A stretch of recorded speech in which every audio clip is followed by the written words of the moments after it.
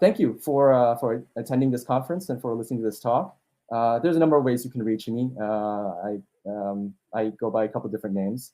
And if you're interested in some of the projects I mentioned here, here's a link to one of them. I'm going to post this slide on Wikimedia Commons because, of course, we're trying to reinforce all our projects together. Thank you. Thank you so much, Ming. That was fantastic.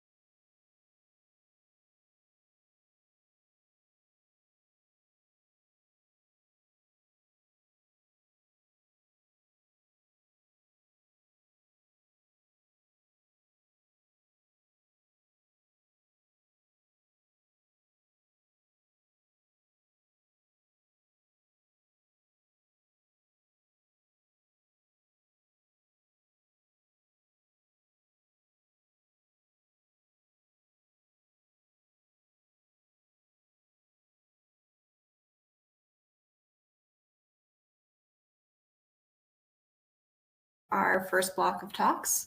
So I am introducing Jennings Anderson and Martijn van Exel. Will be presenting at 18 years old, Is OSM Entering Adulthood? Take it away. Thanks, Jess. Hi, folks. Excited and honored to be here and be the first post-keynote speaker. So thanks, Jess, for introducing us. We are going to talk here about sort of some data analysis that we did. Let's first introduce ourselves. Jennings, do you want to go first? Yeah. Hi, everyone. It's great to see you. So happy to be here. My name is Jennings Anderson. I'm an OSM researcher. I've been exploring kind of the evolution of the project, both as a community of mappers and a map for a number of years now. And I'm currently doing that in my role as a research scientist at Meta. Yeah, and I'm Martijn van Exel. I'm a pretty long time OpenStreetMap contributor, organizer. I've been on the OSM US board before. I created a thing called MapRelate that you might be familiar with. I organize OpenStreetMap Utah. I'll talk about it a little bit later, by the way.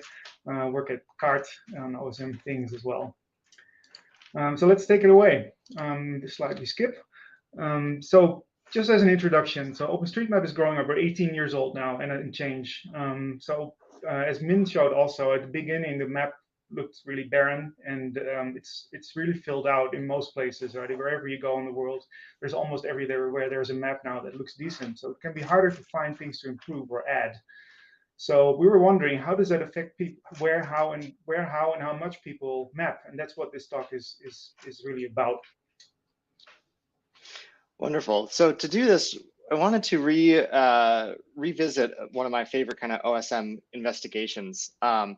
This was an investigation done by Alan McConkey back in 2016, where he, and it's so fitting for this conference because he was really borrowing this term called wiki gardening from Wikipedia and turning it into this phrase of, is there such a thing as map gardening? So what I mean here, or what he meant here when he was kind of proposing this, is this idea where with a wiki garden, you have all the data has been contributed, right? So everything has been planted, so to speak. And it's the job of the gardener to maintain what's there, right? Weeding, pruning, and not so much planting new data. So if we apply this term to OpenStreetMap, which, you can think of it that way, and Wikipedia is like the OpenStreetMap, but for encyclopedias, right? If we look at this kind of map gardening as it applies to OSM, we could have a couple different scenarios that would play out. So first would be this kind of ghost town, as Alan called it, where you have on the bottom here, we have kind of data created and then data edited going up on the y-axis. And so you could see this kind of point where you'd have data kind of edited and created at the similar rate, and then it just kind of dies out as there's not a lot of activity happening. In the second case, we'd see where this would be like a true garden, right? Where we have everything is planted, but then no new data comes in, and it's only just going into kind of this maintenance phase, if you will. I see people kind of talking about that in the chat as well, this kind of maintenance or gardening phase as data is continued to be edited. And then the third way, we get this kind of Borgesian map where only data is added and not as much edited. So I'm going to jump ahead now to what we actually see. Oh yeah, Martin's got the slides. So this is what we end up seeing, this kind of interesting global trend of this linear global trend where the ratio of updated features to the total features in the map is fairly linear. And then we also see here this kind of pink area in the back is showing the number of users, which also tends to be kind of this linear growth of actual active contributors here. So it is interesting. We kind of see what Alan was kind of calling this like singularity, where we do see this really healthy balance. And so what does this kind of imply? Next slide.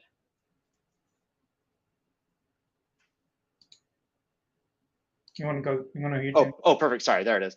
So yeah, so we see that there's, mappers are not put off by the fact that there's not as much new stuff to add. They are still adding stuff, and then also editing kind of in this linear rate at this kind of consistent rate. So we find with this kind of linear trend that adding and editing, I think we can say has kind of always been equally important. And it's interesting we don't see a huge shift in recent years, one way or the other, but just this like continual steady progression. So now we're going to show you a bunch of plots, and Martijn's going to kind of introduce how we talk about these.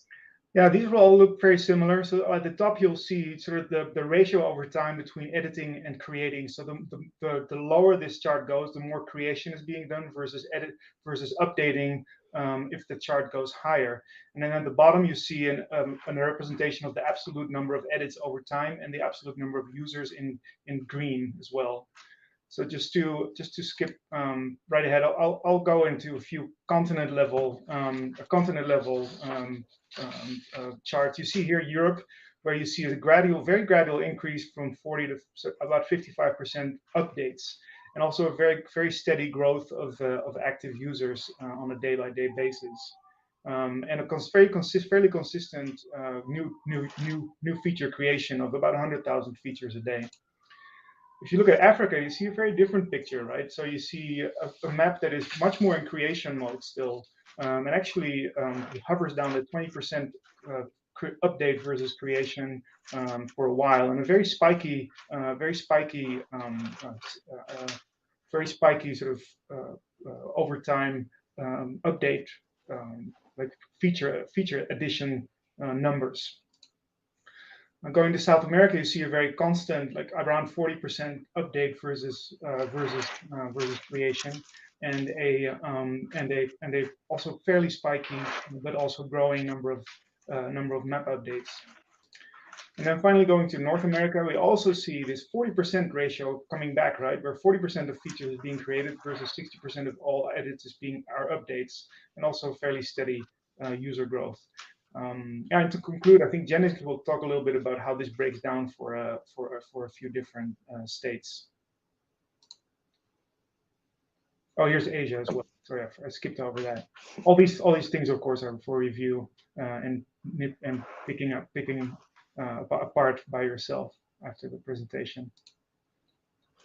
Cool. So thanks, Martijn. So we can look at now a couple different regions in the US. So we have gone ahead and created these graphs for all states and territories, all different regions, as well as continents. And we'll share the link there. We want people to be able to go explore these on their own and kind of look at your own state.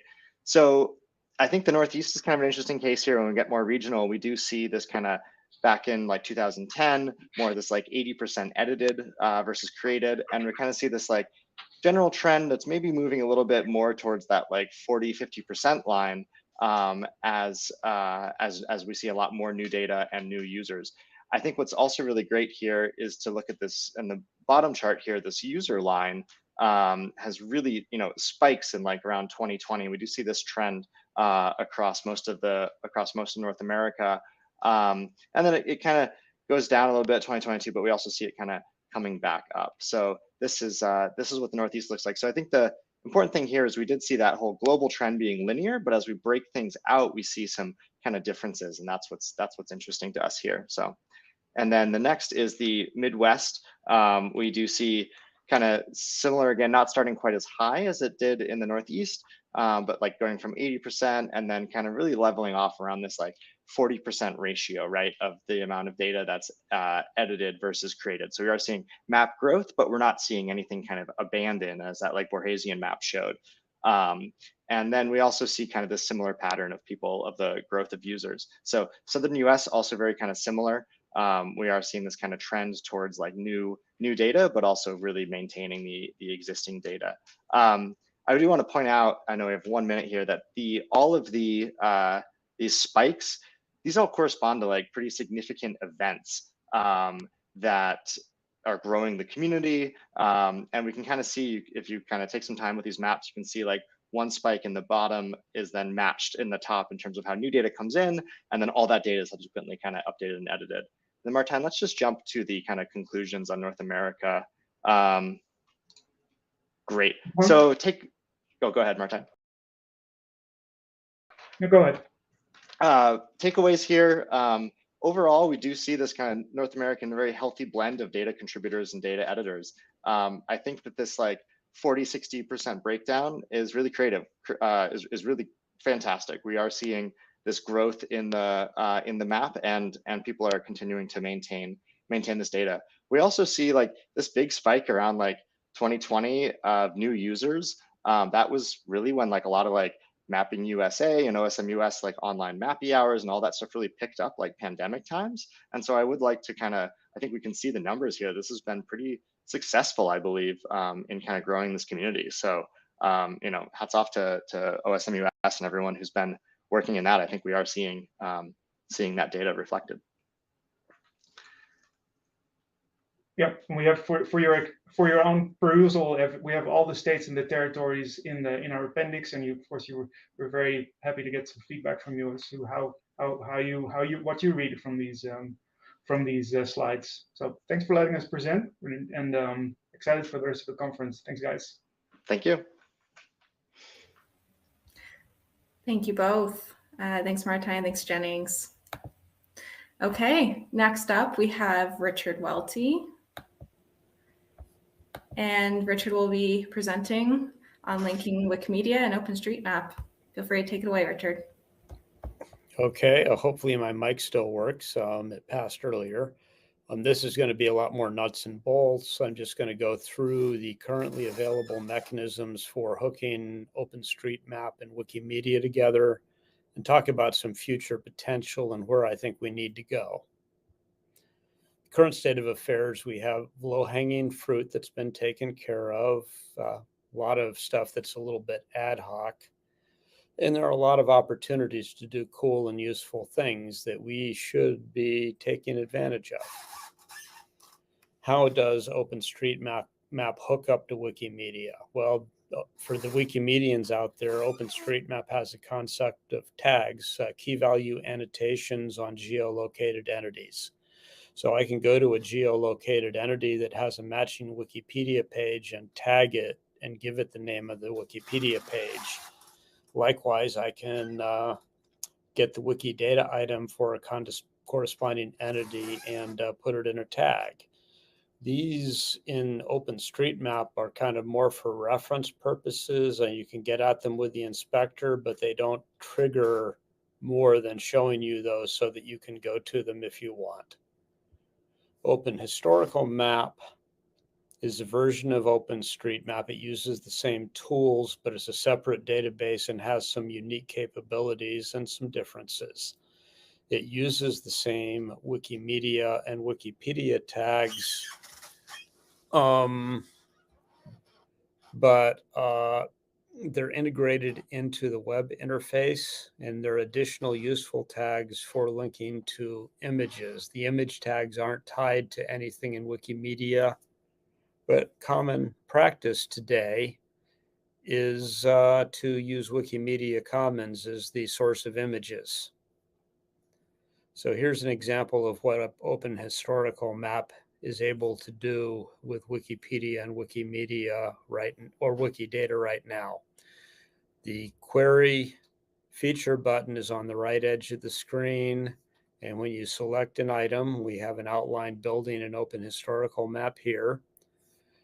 If there is a corresponding Wikipedia and Wikidata links, then, well, we get Wikimedia Commons images come up along with the license. We get a caption with the name of the entity, and we get the beginning of the Wikipedia article and a link to the Wikidata item. Now, on the Wikidata side, you can go into Wikidata and link to a relation in OSM. I'll say what a relation is in a minute. The property is P402, and that can be accessed with a map link construct. So you can embed a OpenStreetMap map in that manner. It does not support all OSM relation types. I understand there's a ticket for supporting more of them. There's also a Wikidata link to an OSM object, and there's the property number right there. Open Historical Map right now is not as well supported, but there is a relation link. There's nothing for nodes and ways and geometry, and I'm not aware of any actual support for these. We just put them in there and hope that someday they'll do something. Now, OSM relations, I need to talk about them. For the Wikimedians out there, just think of a relation as a bag of stuff that needs to go together. It can be geometry or even other relations. Because Open Historical Map has time representation requirements, but it has to operate in the OpenStreetMap data model, then we use relations in OpenStreetMap to represent life cycle concepts. So the relations represent variance in time, and then we tag start dates and end dates. And then we have a grouping superrelation concept we're evolving towards, which is a relation of type chronology. And the presumption is that everything included in that chronology relation has dates on it that say where it falls. So structurally overarching chronology relation, different variants with start finish dates. And then it is common in Open Historical Map to decouple the geometry from the metadata. So you get that as a separate entity below. So what are some of the potential futures? Better coordination between Wikimedia and OSM OHM in developing these things. Then currently there's no method for directly linking OSM and OHM. Min has proposed using Wikidata items for this. If I'm wearing my OpenStreetMap hat, they're an external thing to the OpenStreetMap, Open Historical Map community, but we'll talk about that. OHM, where possible, is documenting complex life cycles. And Wikidata could link to an OHM relation. It could actually see the nested relations with time ranges. Could consider enabling embedding an Open Historical Map with our time slider object. And OpenStreetMap could take the inspector enhancements we have, which would mean that Wikipedia links and image links would do the same cool thing in OpenStreetMap. And this is really my little red wagon right now. Should we be looking at Wikidata and nominating it as a broader unifying identifier that external open data projects to the Wikimedia family could use and rely on as a way of saying, hey, this is the same thing in the universe as everywhere else? And that kind of wraps up my contact. Here's my contact info, and we will see you around. Thank you.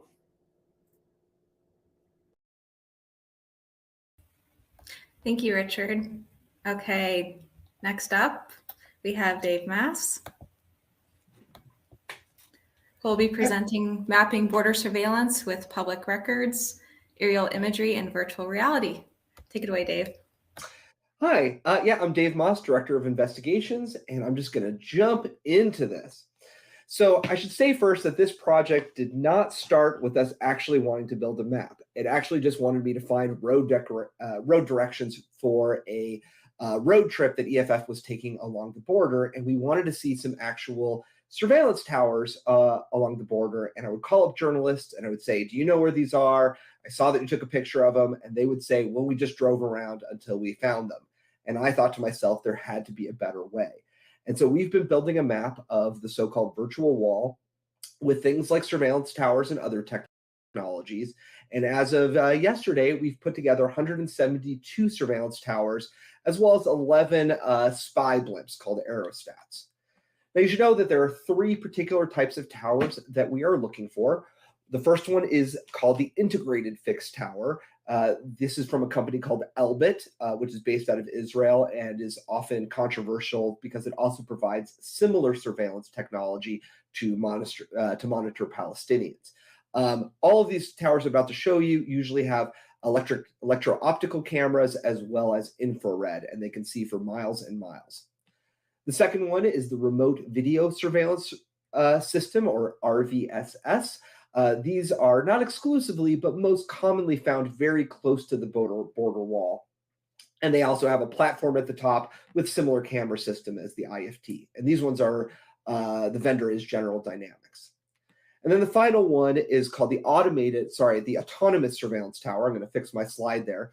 Autonomous surveillance tower from Anduril Sentry. You might know that Anduril is a company founded by Palmer Luckey, who also invented the Oculus. These also do some of the similar things, but the big difference is that they also have an AI system that is scanning for various technologies along the border. Now, the reason to map these out is that the landscape along the US-Mexico border is about to change dramatically when it comes to surveillance technology. Just with the Anduril towers alone, originally they had 4 towers 4 years ago in San Diego. They are now looking to put a total of 200 towers across the country over the next year. And that's just one model. They're also doing a program called the Integrated Surveillance Towers Program, where they're bringing all 3 types of surveillance towers under a single program. And here they also talk about how much they're going to grow. Those remote video surveillance systems that I showed you, it was the second kind. They have 172 of them now, but they're going to triple that to 336 more deployments over the next 10 years. I also mentioned spy blimps. There are 2 different kinds. This is the smaller one that has cameras that monitor communities along the border. This is the tactical aerostat system. And these are also going to increase. Originally, there were only 6, and they were mostly in Texas. They are going to deploy, Customs and Border Patrol and U.S. Border Patrol are going to deploy 17 of them around the country in the next fiscal year. So we're building our map, and our kind of rule is that we're only going to map surveillance that we have actually visually confirmed, either through satellite view that we can link to so people can see it. Often we want to also confirm it through street view, as well as, when possible, if we've seen it in person and it doesn't appear on any of the other systems, we'll go ahead and include that as well. So how do we start? By looking at public documents. So we'll go in and look at sam.gov to see where they are proposing to put towers, and they're asking vendors to bid on. And then we'll often get, when we're lucky, actual GPS coordinates that we can go and map and look at to see if there's anything there. But sometimes we have to rely on environmental assessments where the data isn't so great and we don't always get GPS coordinates. So we'll get a map like this that just sort of tells us generally where a tower is going to be. And if we're especially lucky, they'll give us a text description of where to look. Like this one says 453 feet west of State Road 286. So then we're able to kind of zoom in and play around a little bit. Sometimes the environmental assessments give us this little fun game we have to play where they don't tell us where this picture is. They just give us a picture that's very detailed, and then we have to jump in and try to figure out where on the Rio Grande this is. Maybe there'll be a street mentioned that we can go in and look, and we're able to find a surveillance tower. So here, example, we were able to use the environmental assessment to use aerial imagery to find a integrated surveillance tower. After a while, you start to discover that they do have some common footprints. The one on the left is the Anduril Autonomous Surveillance Tower. The middle is the Integrated Fixed Tower. And the one on the right is the Remote Video Surveillance System. So scanning around the region, you can actually spot them once you get used to it. And note that the RVSS on the right, it's often the shadow that tells us where it is rather than the tower itself. We also like to go into street view and look around. So here's that same Whiskey Tree Tower I showed you a couple slides ago. Can't see it here, but you can use zooming in to actually get a good look at the tower. And this matches the specs in the environmental assessment. I've also been using virtual reality quite a lot. This Oculus Quest 2 is now part of my desk equipment for doing research. I use an app called Wander, which maps Google Street View to a VR environment. Google Earth VR for the more high-end headsets do the same thing. And I'll just jump into a place along the border and look around to see if I can see a surveillance technology that hasn't been mapped. And so one of the fun things I did a couple days ago is that I knew there were one of these aerostats in La Jolla, Texas, but I didn't know where it was. So I just dropped myself into the city, looked up, and saw it. And I just kept moving in the city until I could actually find the closest place, and then I used that to map it from aerial view. But going in there in real life to the border is still a good thing to do. Recently, it was actually last month, we took a road trip along the border from Arizona to El Paso. And sure enough, along the way, we spotted on the left a new aerostat in New Mexico along State Route 9 that nobody had reported on in the news. It hadn't been publicly announced. We only knew it was there because we saw it with our own eyes. Similarly, on the right is one of the Sentry towers. These were previously only known to be in California and Texas, but again, we just saw one along the side of the road in New Mexico, which is a huge new development for us. Some of the challenges of our process so far is, first of all, CBP is not very forthcoming. They don't necessarily publish all the information they have, and they don't answer our questions. Another thing is that some of these towers are not always permanent. Elbit makes some that are moved around. The Anduril towers can be moved in about 2 hours' time if need be. Street View, while helpful, turns out the Google camera car does not drive down a lot of border back roads, and even the main roads, some of them it hasn't even captured since like 2009. The free to use aerial and satellite imagery is often not up to date. It's kind of patchwork of images, and sometimes Bing satellite will have it, but Google won't. Everything starts to look like a surveillance tower after a while. You start having a lot of false triggers on communications towers and radio towers. And the other thing is just that border surveillance is growing so much faster than we can document it. So the next steps for us is that we're going to be releasing a ton of images under a Creative Commons license through Wikimedia in the next few weeks. We're also going to release this data set of surveillance towers and other things for public use. And hopefully people from the OpenStreetMaps community can help us also map those in the greater commons. We're going to continue to gather updates. Once we go public with this, we're hoping other people have noticed towers that are missing and will contribute to our data set. And of course, we're always accepting ideas and new data and help for not only this project, but our greater Atlas of Surveillance project, which is mapping out which police departments have surveillance technology, certain technologies nationwide. And we'll be doing a talk and a workshop on that you can collaborate with in tomorrow's sessions. Anyways, here are my contact details if you need to get a hold of me. And with that, I will go ahead and wrap up. Thanks, Dave. Okay, great. So that is all of our talks for this session. We are a couple minutes ahead, but that's always a good thing. So we're going to have a break until 3:15 Eastern, so about 18 minutes.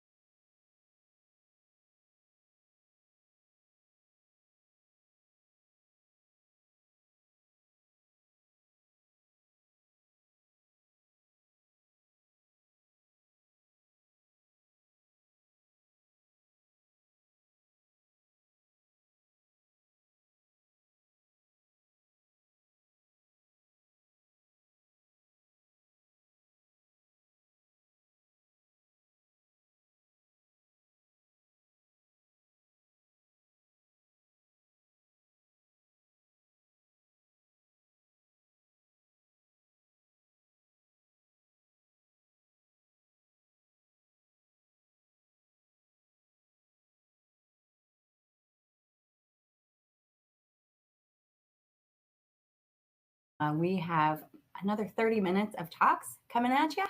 We have 6 lightning talks, so this will move pretty quickly. And first up, we have Quincy Morgan. And Quincy will be presenting about public domain maps. So take it away, Quincy. Thanks. Hi, everyone. I'm Quincy Morgan. I'm currently technical lead at OpenStreetMap US. You might have known my previous work from the ID maintainer. Today, I'm talking about the public domain map project, which is the way to bridge the gap between OpenStreetMap and government data. So as you may know, there's a lot of differences between these two data sets, but both can have a lot of advantages. OpenStreetMap has the ODBL license, which has certain protections, and in the US, government data must be in the public domain. So that means government can't use or redistribute OpenStreetMap data directly. OpenStreetMap data, of course, is crowdsourced, whereas government data only has a certain amount of editors, approved editors for the most part. OpenStreetMap data is either unvalidated or semi-validated. So whereas government data could be considered authoritative, it goes through a lot of validations. OpenStreetMap data, of course, has a great ecosystem associated with it. There's all these open source projects, and all the different projects are interoperable with each other, whereas government data can exist in different databases, different agencies, different data formats. There's not really one great unifier. So in order to allow both of these two entities to benefit from each other, we're introducing public domain map. It's a fork of the OpenStreetMap stack that is in the public domain. It's crowdsourced. It gets validated, and because it's OpenStreetMap stack, it is interoperable. And that lets the government pull its data into public domain map. Then mapping can happen, and then data goes out of public domain map can go back to the government, but it can also benefit OpenStreetMap by being imported through Map Roulette or Rapid or another sort of import. And to be clear, public domain map is not a second OpenStreetMap. The data is not persistent. It doesn't live forever. It doesn't let you the data, you can't just edit any kind of data. We run it through Tasking Manager. So it's only tasks that certain agencies are interested in getting crowdsourced is the only data that lives in public domain map. And I'll go straight to a demo so I can see less of the abstract and more of what I'm actually talking about. So here's a branch of the Tasking Manager you all know and love. And as you can see in this Tasking Manager, there's OpenStreetMap US projects that live right alongside public domain map projects. So if someone's interested in getting involved and helping out, then they could come on and start mapping either kind of task. But if they're mapping the public domain map, then in the future, some of that data could go to OpenStreetMap as well as the government, whereas the reverse is not true. So let's go ahead and make a new project. If you've never seen the back end of Tasking Manager, you get a nice little preview. So let's go ahead and say I live in a town in a place that doesn't get a lot of mapping action for certain types of features. And the US is a huge country, lots of rural areas that need mapping. So here's the town. I'll just draw the boundary around my tasking area. Looks pretty good. And we'll just do some of the options. Cool. We'll just call this sidewalk mapping. Say that I'm a town manager and I would like to have people around the world be able to map in my town. And as you can see here, you can pick the database you want. Does it live in OpenStreetMap or public domain map? We can create that task. And then we need to just add a few field so we can publish this. Normally, of course, it'd have detailed instructions and everything would have a hashtag.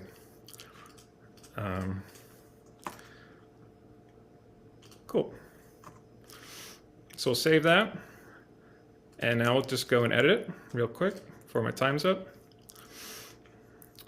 You can contribute data right in the ID editor, like you'd expect, but all of the imagery here is in the public domain, and everything that gets saved is in public domain map instead of OpenStreetMap for the lifetime of the project. So thanks so much. Thank you so much, Quincy. Next up, and we are moving pretty quickly, we have Sage Ross to present on tips and tricks for the programs and events dashboard. Take it away, Sage. Thank you. So I'm Sage, and I'm going to give a lightning fast overview of a project I work on, Programs and Events Dashboard. So what is the dashboard?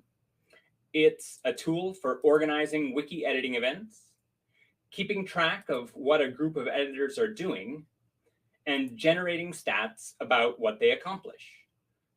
And we, Wiki Education, developed the dashboard software for our own programs, and we also run an open server for anyone doing programs and outreach in the global Wikimedia community. So what can you do with it? Well, you can log in with your Wikipedia account. It uses OAuth, so it's easy to get started if you already use Wikipedia. And once you log in, you can create an event. Just fill out a few details like the name of the event, who's hosting it, and what wiki to track. And then you can get new users signed up. So there's a URL you can send around, and you can even enable account requests so that you can create new accounts for newbies without getting blocked by the 6 accounts per day IP limit. You can monitor contributions and see just what people did. And for English Wikipedia and a few others, you can also see authorship highlighting, showing exactly which parts of the article were added by event participants. And then afterwards, you can get stats. And in addition to some top-level totals, you can also download more details in CSV files. And there are extra details for Wikidata if you're editing there. So what do people use it for? Well, it's perfect for editathons where you want to keep track of all the contributions a group of new and experienced editors make over the course of a few hours or a few days, or a few weeks or a few months. It's good for thematic contests and campaigns where you have a specific subject area that you want to foster contributions in. And it works for other Wikimedia projects like Wikibooks and not just Wikipedia. It's also good for education programs, both in universities and high schools. And it's flexible enough for a wide variety of uses. It's been used for more than 12,000 programs with nearly 5,000 instructors and program organizers to track programs with more than 150,000 editors across more than 300 wikis. So if this sounds like a tool that would be useful to you, check it out or get in touch. And what about OpenStreetMap? Well, the dashboard doesn't currently connect with OpenStreetMap, but it's open source software, and I bet there's potential. If anyone from OSM is interested in exploring the possibility, please contact me. And if you have questions, bug reports, ideas for new features, or you just want to chat, we recently created a Telegram channel, so please come and say hi. And thank you.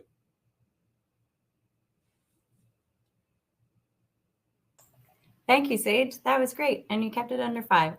Next up, we have Martijn van Exel. And Martijn, welcome. We'll be talking about OSM Utah goes mall micro mapping. Yeah, thanks, Maggie. So I run OpenStreetMap Utah. I've been running OpenStreetMap Utah since 2011 with monthly meetups, not every month, but most months. We do collaborations with state and local GIS agencies as well. And we also plan to host an OSM Day at next year's Utah State GIS Conference. We have a Slack channel, we have a meetup group I wish we had an event dashboard like Wikipedia does. But that's not what I'm going to talk about today. We're going to talk about mall mapping with an app called Every Door. Every Door is a relatively new appearance in the OpenStreetMap contribution tooling system. It's an open source app created by a community member, and Ilya, who has been talking about this at the State of the Map 2022. A link is in the slides. It has different modes for businesses, addresses, and general micro mapping. So it makes it pretty easy to orient yourself around and see what businesses already mapped while you're out in the field. And it makes it easy to add details to existing businesses or add new ones. So we thought we'd take it to the mall and to do some micro mapping. So what do we consider micro mapping? Basically, go where no map has gone before, right? So add those details that are on no other maps that interest you and that you think should be on the map and fall within the purview of OpenStreetMap. So that can mean trees, shrubs, plants, defibrillators, fire extinguishers, dog poop, bag dispensers, ball pits. Indoor and 3D mapping is also, I think, a good example of micro mapping. So there's a bunch of examples. There's a lot of niche sort of communities that busy themselves with all these different kinds of micro mapping. The indoor one is really a logical next step for me to get interested in, because that's what malls usually are. Here are some interesting examples of what micro mapping can lead to in terms of a detailed map. I think the left example is from Chile. The right example is from Japan. It leads to not only a very usable map for very specific purposes, but also a beautiful looking map if you like busy maps like this one, which I do. So what do? We had two separate mapping parties in two different malls in the Salt Lake City area where I'm from, and where we organize our meetups. On the first mapping party in October, we added or edited 170 points of interest, 117 points of interest in the Fashion Place Mall, which is just south of Salt Lake. The second one, which was just the day before yesterday, we mapped 63 points of interest. This was a little more difficult one. I go into a few of the pros and cons of micro mapping with Every Door in the last slide that is coming up right now. So what are our conclusions from micro mapping? I think overall it's really fun and rewarding to go out with a group of people and actually survey things on the ground. Every Door is a little bit quirky, but great overall. And I think a big takeaway from this is that a good looking map is not necessarily a good map. A lot of the points of interest that we had were out of date or didn't exist or were in the wrong position. So a lot of stuff needed updating. And OpenStreetMap for that purpose needs eyes on the ground and people going out and doing stuff like this. So a few specific conclusions about sort of the usage of this Every Door app. I think the main thing was all of us were new to the app, but were able to use it fairly quickly. And that I think is the biggest sort of positive of this. Like it's maybe a little quirky looking, but it's easy for even fairly non-technical people to get into. Malls are tricky. There's poor GPS in indoor malls, and there's a lack of sort of orientation. Where are you in relation to stuff that is much easier outdoors, especially when there's existing points of interest that you see on the map in the app that are not in the right position, not in the right location. The phone screen, also for that reason, is really a little bit too small for a dense environment, an information dense environment like a mall. And then what the app does is the dynamic renumbering of the points of interest that you see on the screen can be a little bit confusing. So if you want to talk more about micro mapping in malls and learn more from our experience, I'd love to hear from you and let you get you on your way with this fun way of micro mapping. Thanks. Great, thank you, Martijn. Next up, we have Ian Ramja to present Diversifying Wikipedia's Biographies. Ian, the floor is yours.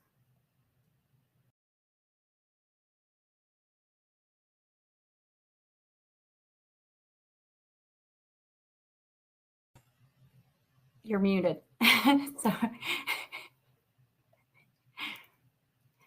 Starting again. There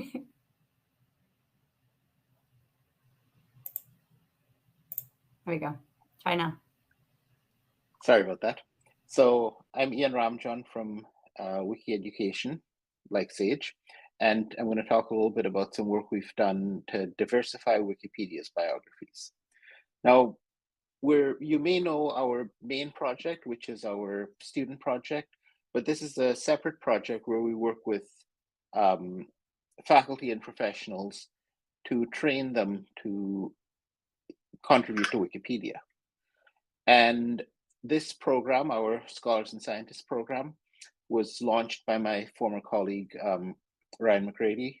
And since its launch in 2018, we've trained more than 1,000 participants. We've added more than 1.6 million words to Wikipedia, and our program participants have edited over 3,500 articles. Now, it's worth noting that unlike most of what we do, which are free resources, this is a paid professional development program, and it's aimed at bringing subject matter experts to Wikipedia. Now, getting subject matter experts into Wikipedia is always something that there's been mixed success in. So this program works quite well in that regard. It also provides funding that covers part or all of our cost of running it. Some of the courses are sponsored by certain societies. Some of them are individual payer courses. And then we have a group of hybrids. For example, the American Physical Society sponsored a course and then asked their members who participate if they have professional development money to pay for it. So a little bit about what we've done in 2022. We've run 6 of these courses with 108 students, and they've created 33 articles and worked on 335 articles in total. 5 of these 6 courses focused on biographies, and 3 of the courses were specific biographies of women classes. 1 was biographies of LGBTQ+ people, and 1 focused on graphic designers. The last one was a science policy course, which incidentally still created 3 biographies of women. So in terms of the new articles, these participants created 31 biographies, 26 of which were of women, 12 of the biographies were of people of color. Both of these are underrepresented, to some extent historically marginalized groups that we need more coverage of on Wikipedia. And then in terms of existing articles, they worked on a whole host of different articles, and a lot of what they did was a lot of work to improve the coverage of them. So here, this example of Reggie Williams, who is an HIV activist. Before the class worked on it, there were a couple paragraphs of bibliography, about 3 paragraphs of his work as an activist. What the course participants were able to do was greatly expand his AIDS activism, some of his other AIDS work, and add some information about his later life. And the difference here, one important difference here is that what they've done is they've turned a fairly basic statement of what somebody did into a much richer, much more informative biography that really gives you a much better sense of what this person's importance was and how they really contributed in a very important subject area. Language-wise, they do work overwhelmingly in English, but we did have people creating articles in Spanish and Tamil within the courses. And I think I'm out of time, so thank you very much. If you have questions, get in touch with me, Ian at edu.org. Great. Thank you, Ian. All right. Next up, we have Ray Adamer. Let me remove this and juggle this. And there we go. Talking about the sound of all human knowledge. Awesome. All right. Hello, everyone. I'm happy to see everyone here, and I'm really happy to be here. I'm Ray. I work in movement communications at the Wikimedia Foundation. Some of you may know me by my volunteer username, which is Vermont. I've got about 5 minutes to talk about the Wikimedia Sound Logo Contest. In this lightning talk, I hope to provide a brief overview of the project and process, and provide information on where you can learn more about what we're doing, where we are, and where we'll be going. So Siri, Alexa, other virtual voice assistants all use Wikimedia content, whether it's Wikipedia or the projects, and our content audio devices everywhere, but often not well identified and unbeknownst to the listener. So what we've been looking for is the sound of all human knowledge, a 1 to 4 second sound logo to identify Wikimedia content across a range of audio uses. We set out a few criteria for the sound logo. It needs to feel human. It needs to be inspired, smart, and warm. It needs to comprise multiple layers, textures, and sounds. And importantly, it needs to contain only original and CC0 or public domain sounds. This contest draws inspiration from past Wikimedia logo contests, such as the Puzzle Globe logo, the Wikidata logo, and the relatively recent MediaWiki logo, and others. We are relatively far along in how we're doing with this. We were open for submissions from September 13th until October 10th, during which time we received over 3,200 submissions from 135 countries. That is a lot of submissions. These are being narrowed down to 10 finalists by a committee of 7 Wikimedia community members and 5 professional musicians from the Massive Music Expert Partners Network. And for those 10 finalists, once we have them, one winner will be chosen by a community vote. This vote will be happening on Wikimedia Commons and opens on the 6th of December, closing the 19th of December. I'm going to post a few helpful links in chat. The voting, oh, okay, apparently I can't do that. I'll go to them then. All right, first we've got our little map of where we received submissions from. You can see all 135 countries and how many we received in each country. It is quite cool to see the expansiveness of this. We have our MetaWiki project page, where you can view a lot of stuff about our project and what we've been doing, where we're going. Additionally, and the most fun part, is the submissions page, where you have the option to view our batches of sound logos. We have a lot of them on here. I'm not sure if we have all of them, but there are quite a lot of them. The vote will be happening on Wikimedia Commons on our Commons Sound Logo vote page. There will also be essential notice banners that everyone who's interested can see the information about this and come in to vote. And perhaps importantly, we have a special Sound Logo website with information about Wikimedia, the project, the process, contest rules, etc., as well as a diff blog series. So, bit of a recap, because I'm almost to the time. We have our Sound Logo contest. The voting will be starting in a few weeks. It will last for 2 weeks, in which the community will be narrowing down 10 of the 3,000 submitted sound logos. Well, we already narrowed down 3,000 to 10, taking those 10, finding 1. Cool.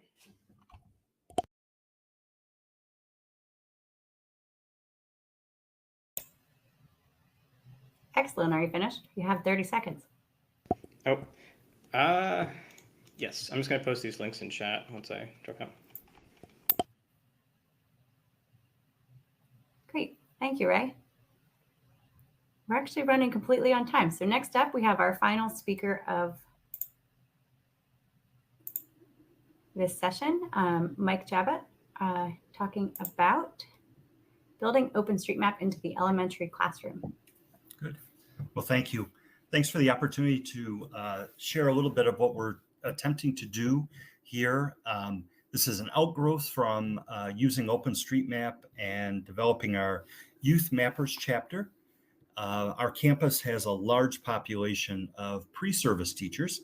And so their question was ways that they could take the idea of OpenStreetMap into their classrooms.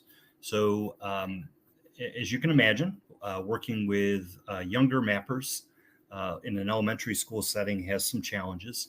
And at the top of that list of challenges is student privacy and trying to be aware of those kinds of things. So I'm starting out this acknowledging that that's a huge issue for us. So in this work that I'm describing today, we have a heavy reliance on field papers, but we use it both as a community mapping tool and also as a citizen science tool. So I just took two rapid screenshots of sort of the scale at which we would use field papers to accomplish those two things. And so you see those there. Along with that, I'm in the science education person. So our goal in the work that I do is to try to link OpenStreetMap with helping to meet the next generation science standards. And so the focus that we're using in the elementary schools is connection to Earth system science in particular, but also tying to the idea of models as a science and education practice, as well as data analysis and computation. And OpenStreetMap and the kinds of data and visualization that we get from that is a huge help in doing that. So some of the ideas that we've built out across this work have focused on biometry. So elementary kids locating, using field papers, locating trees, and then identifying the species of those trees, measuring their circumference and recording that, and then using that circumference with allometric tables, we can calculate carbon. So just a really nice sequence of connecting their on-the-ground observations to some really important ideas in science. We have them identifying objects in their community, so streetlights and fire hydrants, also community improvement, the idea of where sidewalks are broken or where we could maybe encourage their community to look at accessible sidewalks and things like that. We have them routinely check house numbers against the recorded data that we have, then share that data out with emergency workers in our community. So kind of a work at the beginning, lots of work needs to be done going forward, but our hope in doing this work is that we can find a way to link to younger mappers and start to build that momentum that we're seeing in the middle school, high school, and then eventually in a university classroom like mine. So thanks for the opportunity. You can see my information at the top. I'd love to hear your thoughts about doing this and ideas that you have to help us expand the work. So thank you very much. Fantastic. Thank you, Mike, Ray, Ian, Martine, Sage, and Quincy. That's a wrap for this block of speakers. We will reconvene again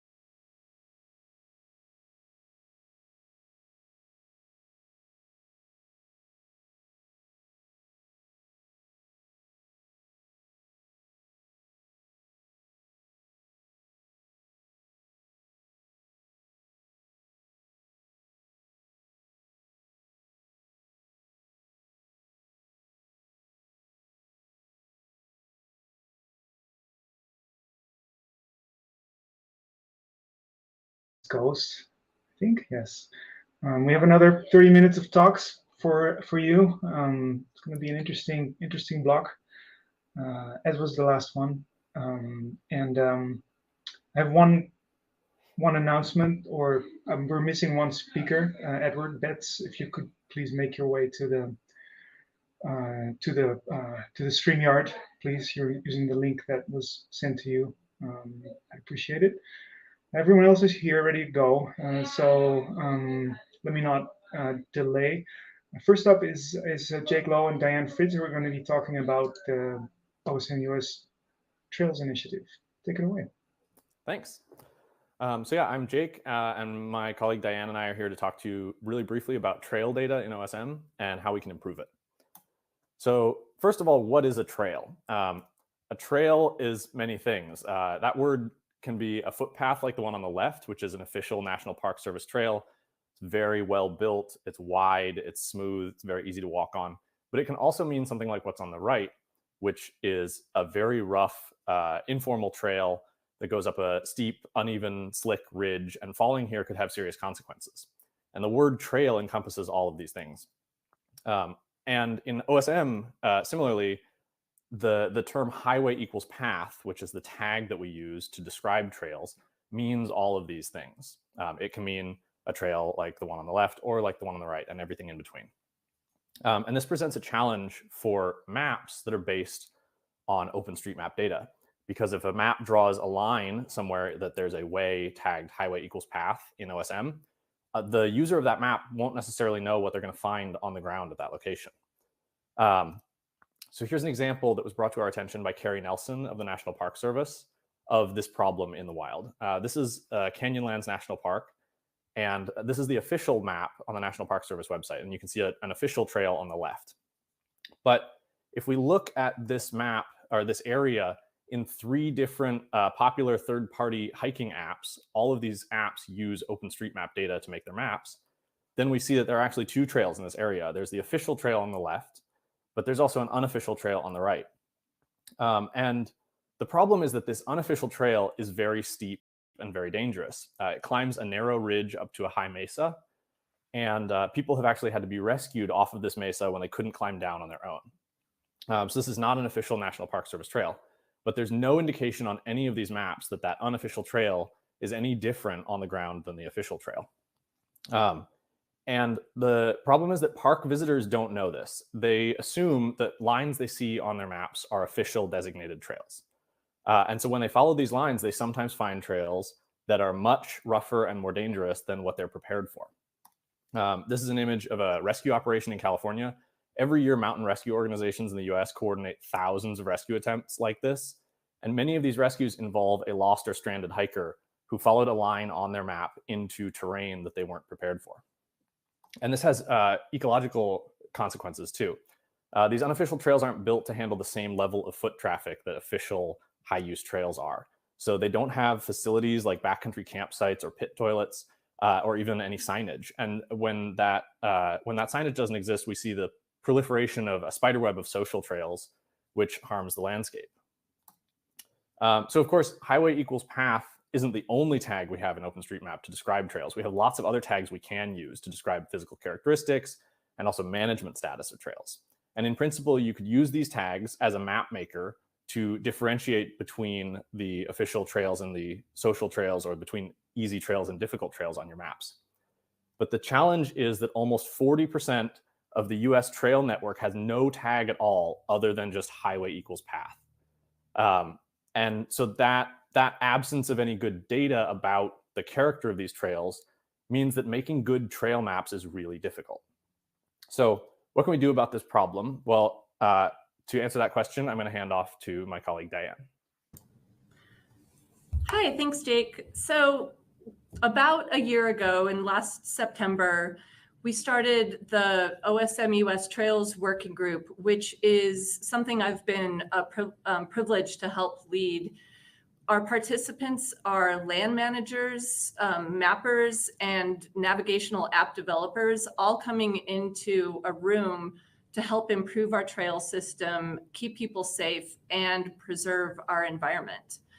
So what are we accomplishing with this group? So I want to take the short time I have to just encourage people to be aware of it. But what have we accomplished is creating a platform where these three groups can openly discuss the issues between each other, where mappers get a better understanding that managers face, app developers can describe their challenges and renderings, and everyone can see how OSM data works. And this right here is a set of tags that we can use for trails and sort of differentiate between designated trails, official trails, or ones that are informal or ones that have come up naturally.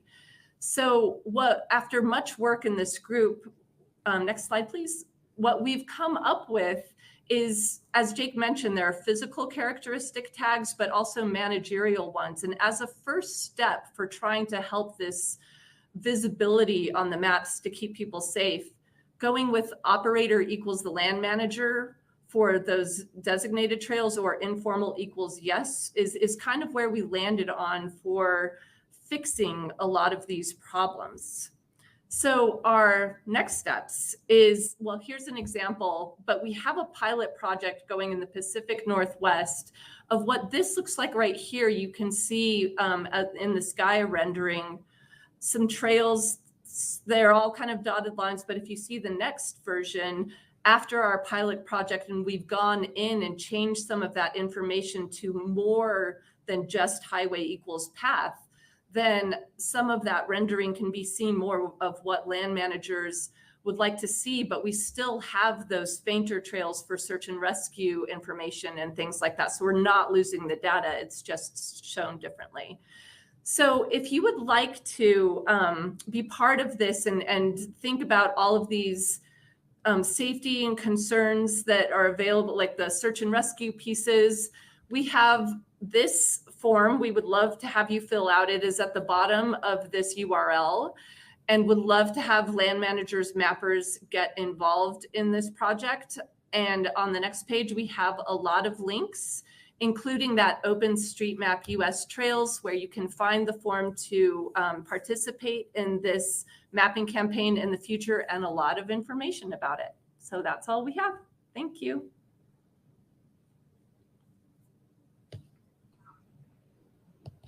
Thanks, Diane and Jake. Awesome. Great to see this come to life. Lloyd just joined, but let me see. Let's go to Deriva and Mary first with the Wiki Salon Philadelphia.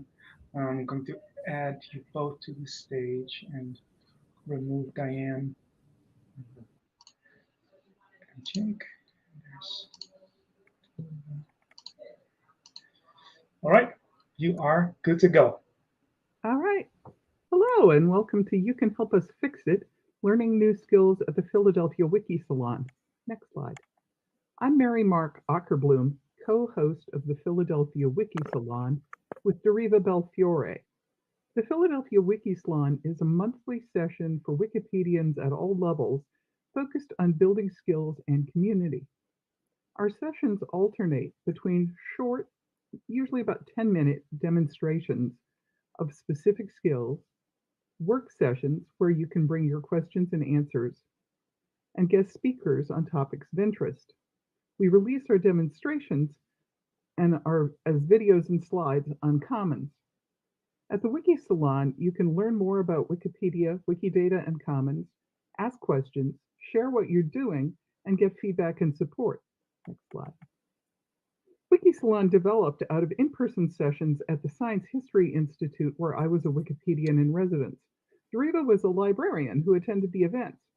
When the pandemic started, Deriva and I strategized about how we could transform in-person events into virtual ones and revisioned what we were doing. In-person attendees had ranged from not yet beginners to experts, and we wanted to keep the friendliness and the enthusiastic exchange of ideas that we had, even if it meant that we couldn't bring cupcakes and cookies like usual. We identified the learning of specific skills as something that would provide ongoing value. All too often, one-time Wikipedia events are framed in terms of large tasks, like writing an article that are overwhelming for newcomers. We wanted to give people the chance to progressively build their skills related to a variety of wiki projects. Next slide. If something is wrong on Wikipedia, you can come to the Wiki Salon and help us fix it in a variety of ways. You can sign up for monthly announcements, which also have suggestions of articles to work on. You can view our demonstrations either during the sessions or later on Commons. You can practice skills to fix problems that you find on Wikipedia. And you can report issues in person or via a Google Doc to the Wiki Salon if you aren't sure what to do or you have questions. Next slide. Our demonstrations provide short, easy to follow lessons on specific tasks, such as adding a citation with concrete examples. Our content is appropriate for a wide range of skill levels and projects. Our video presentations and slides are shared on Commons. You can view them again later, so there's no need to take notes during the sessions.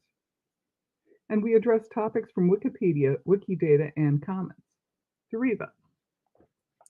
So the Wiki Salon is fully committed to open access, and all of our content is on Wikimedia Commons. We have demonstrations on how to find public domain and Creative Commons licensed content on the internet. We also... Oh, we've lost Deriva's sound.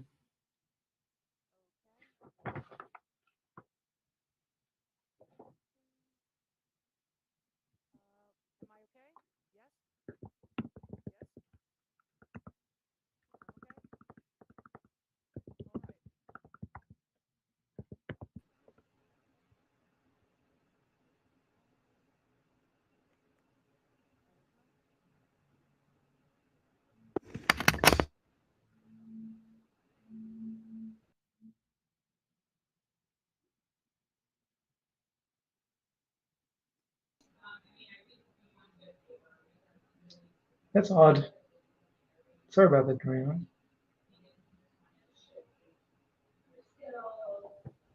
I'm still not hearing Deriva. Okay, can you hear me now? Yep. Yes. Right. Oh, so sorry. Please excuse me, and we will continue right now. So the Wiki Salon has full support for open access. We're fully committed to it because all of our content is on Wikimedia Commons. Our demonstrations talk about how to find public domain and Creative Commons content on the internet. And we help to answer copyright research questions for United States-based materials. But our primary goal is to support editors and meet them where they are, regardless of their skill level. We recognize everyone's accomplishments, and we provide a safe and welcoming space for all questions. Our sessions have a robust Q&A with a great deal of resource and skill sharing among participants. And we foster connections. We host guest speakers like Sam Walton from the Wikipedia Library. And in January, we will host Aiko Cho of the ORES development team to speak about ORES ratings and how they are derived. Now, for anyone who does not know, ORES is a tool that rates the quality of Wikipedia articles on a scale based on certain criteria using artificial intelligence. And finally, the Wiki Salon collaborates with many other groups on events like this one, Art and Feminism, and others. So we hope to see you at the Wiki Salon. Everyone is welcome. Our meetup link shown here on the slide will be placed into the chat. And at that link, you'll find our calendar, our demonstrations, and our agendas. You can also find that You Can Fix It link to make any suggested corrections for Wikipedia. Our upcoming meeting dates are shown below. Thank you very much, and special thanks go to WikiConference North America and OpenStreetMap. Thanks. Wonderful. Thank you both. We'll go straight to the next speaker, and that's Lloyd. Let me pull up him and his presentation. Yeah, take it away, Lloyd. All right, thanks so much. I'm glad to be here. I thought I wasn't going to get on just like 15 minutes ago. So hello, everyone. In the short time that I have to talk about this wiki project today, I just wanted to discuss a few considerations and or pitfalls that we ran into while making a data model for wiki project biography, which is what I'm talking about. First, I got to tell you what wiki project biography is. This is a wiki project on Wikidata. I imagine that many of you are familiar with the idea of a data model. That is a list of properties that for any given class of objects comprises the list of ways to describe that class. That's kind of tautological idea, but kind of famously, for instance, the data model for wiki project lighthouses has an extensive list of the different categories that lighthouses might take on: height, location, luminosity, etc. Wiki project biography attempts to do the same for the human being, a complicated task because there's really never any end to the categories that we might come up with to describe human beings on Wikidata and Wikipedia. To be perfectly clear, there has been a wiki project biography on Wikipedia since at least 2002, but there seemed to be a bit of a gap for a precise equivalent wiki project on Wikidata, hence our work. I am working in conjunction with Lane Raspberry. He's here at UVA, where I'm a graduate student in English. Lane started the project and asked me to create a data model. That is, he asked me to take the most important properties for humans and therein conceive of the range of ways in which humans might be described and sort of made into data. Here is the list, what's being projected right now. And without exhaustively going into it, I'll just note that there are various aspects of this list, namely the name of the property, the description of the property, and an example of the property fulfilled by some subject on Wikidata. It's this last thing, this final column, that I want to focus on. When I created this model and I picked the different examples, I was really focusing on achieving diversity in data modeling. Representation in totality was impossible. I'm sure some group had to get the short end of the stick, and my blind spots sort of prevent me from knowing what I haven't included. But I was trying to submit a kind of implicit message about data modeling, which is that often when we discuss data and use particular people as subjects or examples of that data, we use the same sorts of people, well known to all of us, and thus often white or male or straight or whatever other dominant demographic categorization you want to pick. So I wanted to be very intentional about picking examples that represent a range of people, but also a range, say, of data types. That is to say, the implicit meaning of this list is something like this: all sorts of people fall under the scope of being, quote unquote, worthy of data accumulation. Put another way, all sorts of people may also, shall we say, suffer from falling under the scope of being worthy of data accumulation. So that latter description is an important thing to highlight, the question of demographic profiling. If we're going to describe people with data, are all characteristics fair game? One of the questions I want to ask is, where is the dividing standard for demographic profiling between, on the one hand, availability of data, and on the other, individual preference? Wikipedia guidelines, per my reading of them, favor adhering to individual preferences, especially when it comes to things like gender identity, except in situations where there are some competing reasons to not do that.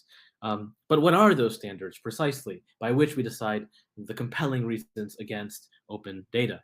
When do we deny or comply with an individual's desire to be expunged from Wikidata? To what extent does the wiki community participate in the so-called right to be forgotten? As the wiki projects expand and more people become publicly available, more and more people will not want their data on these websites. The data model I made shows the truly legion set of properties by which people might be described, which only compounds the number of things about them that they might take offense to. These are questions that, of course, the Wikipedia community has been asking since the beginning, but they're worth, I think, asking again. That's all. Thank you so much. Thanks, Lloyd. Fascinating. Please use the chat or the Q&A on the right-hand side of your screen to follow up with any of the speakers.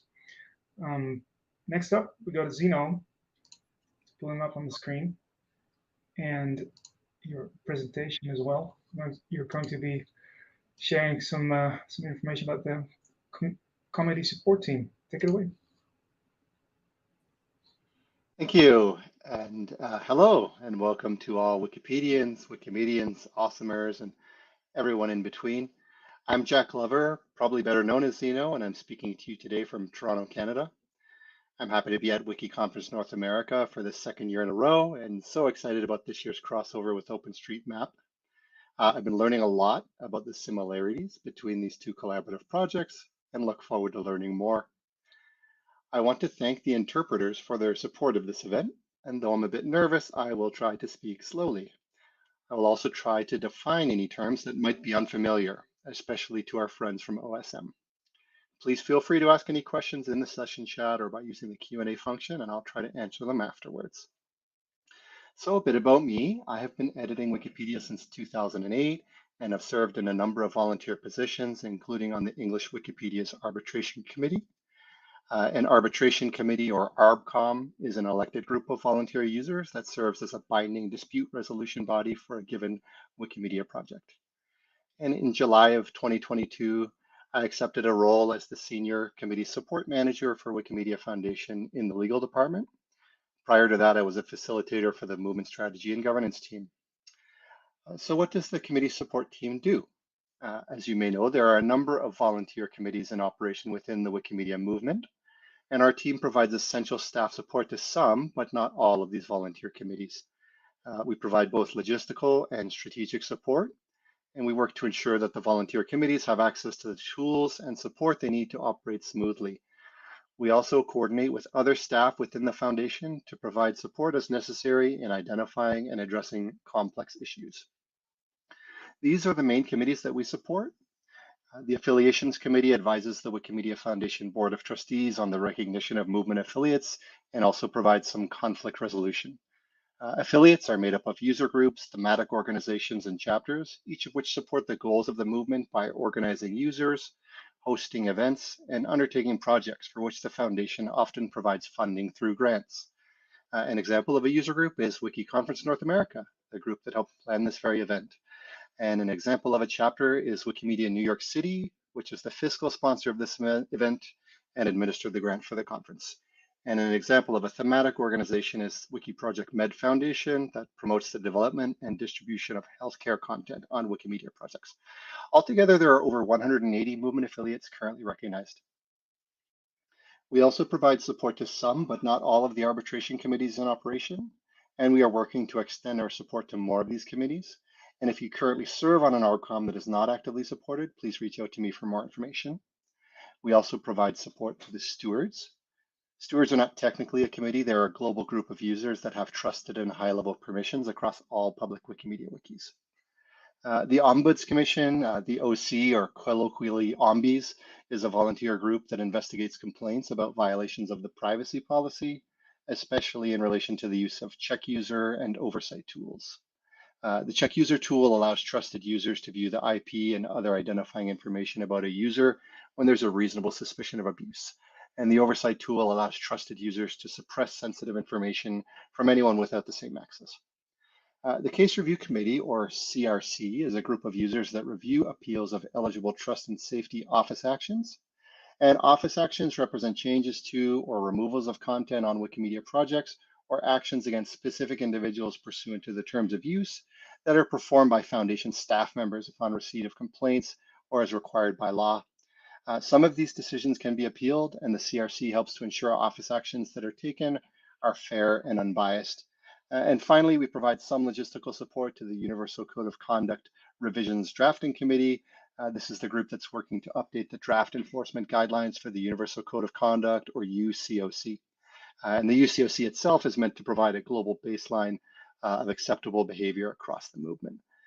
So let's meet the team. Karen Brown, who some of you may know as Fluffernutter, supports the Ombuds Commission. Brian Chu, also known as Airplane Man, supports the CRC. Manavpreet Kaur and Dumasani and Dabani support the Affiliations Committee. And last but not least, Joe Sutherland, who you may know as Fox, supports the English Wikipedia Arbitration Committee and the stewards.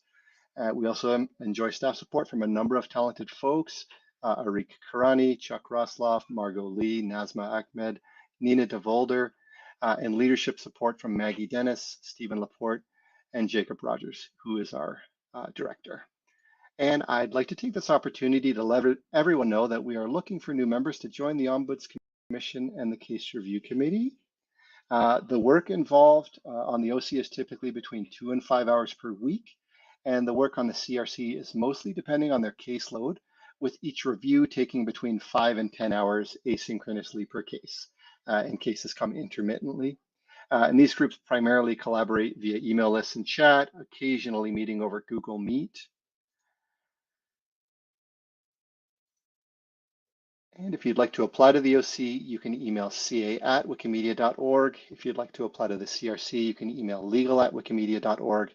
Applications are open until the end of December, and we'd like you to include some information about the projects you edit, the languages you speak or write, any experience you have serving on committees or with the relevant tools, as well as your thoughts on what you could bring to the role if appointed. I'm going to paste a link to the announcement about this appointment round in the session chat. We also have a conversation hour upcoming this Wednesday, November 16th, if you'd like to learn more, and you can find the link in the announcement. I understand I'm going a little fast, and I am sorry about that. Thank you for taking time out of your day to hear about the work of my team and the important work of these volunteer committees. Again, feel free to post any questions you have in the chat or by using the Q&A function. And I hope you enjoy the rest of the conference. Thanks, Zeno, for sharing about this important work on the community side. Time flies. We're already at the final speaker of our block, and that's Ed. And he's going to talk about Edward. Ed. Hi there. Can you hear me? Yes, he's going to talk about. I'm Edward Betts, and I've built some tools for linking Wikidata and OpenStreetMap, which I'm going to talk about. So why add links? OpenStreetMap has detailed geometry, whereas Wikidata has more labels, images, and identifiers. And it's all about the linked open data, which is very fashionable these days. So this is the web address for my tool, and this is what it looks like when you open it up. It asks you for a place name. So I've got an example here. This is, I've searched for Pittsfield in Massachusetts, and it shows a map and then a long list of things that it's identified, which are in Wikidata, and they're also in OpenStreetMap. And so it asks you to look through them and check those things to see if they are genuinely the same thing. So if I scroll down the list a bit, these are some examples. These are some buildings which it's identified as matching between the two databases. This is a specific building, so I've clicked on it, and it's showing us on the map. It's highlighted on OpenStreetMap, the building. The red pin you see is the coordinates from Wikidata, and we're seeing an image which is also from Wikidata. The description is pulled from Wikipedia. So this is the item on Wikidata, and this is the matching building on OpenStreetMap. You can see it was from an import of buildings. It doesn't have much detail. It's got the house number and the street, and then this is what the Wikipedia page looks like. So my software has managed to match this and some other things within Pittsfield. And so I can click a button and I end up on a page where I can save these matches. So this will edit OpenStreetMap, and I'll add Wikidata tags to each of these OpenStreetMap items. And so then we can link back into Wikidata from OpenStreetMap. People are using my software. So we've got 385 people using it, and they've uploaded more than 500,000 Wikidata links.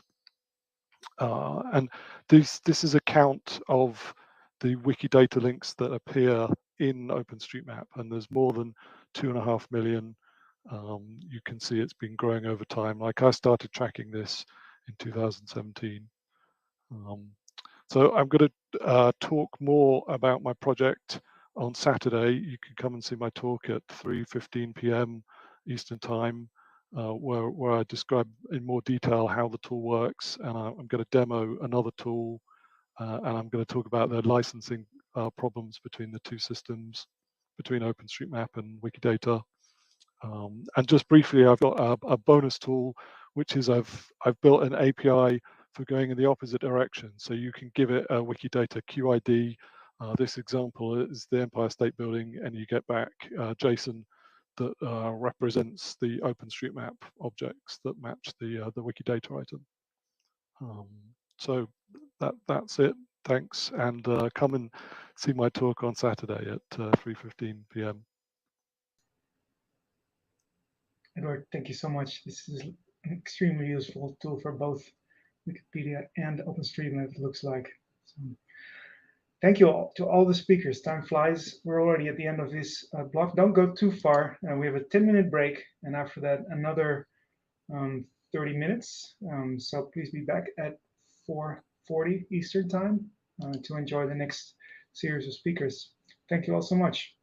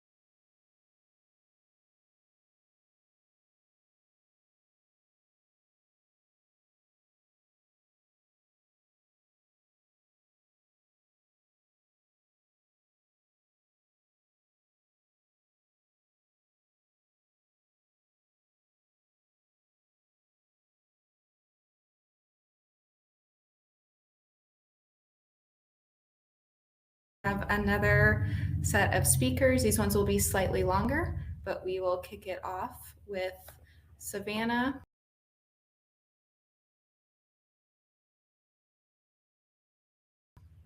And Jennifer, and they will be presenting Come Here or Go Away, Identifying Challenges to Scholarly Wikipedia Editing.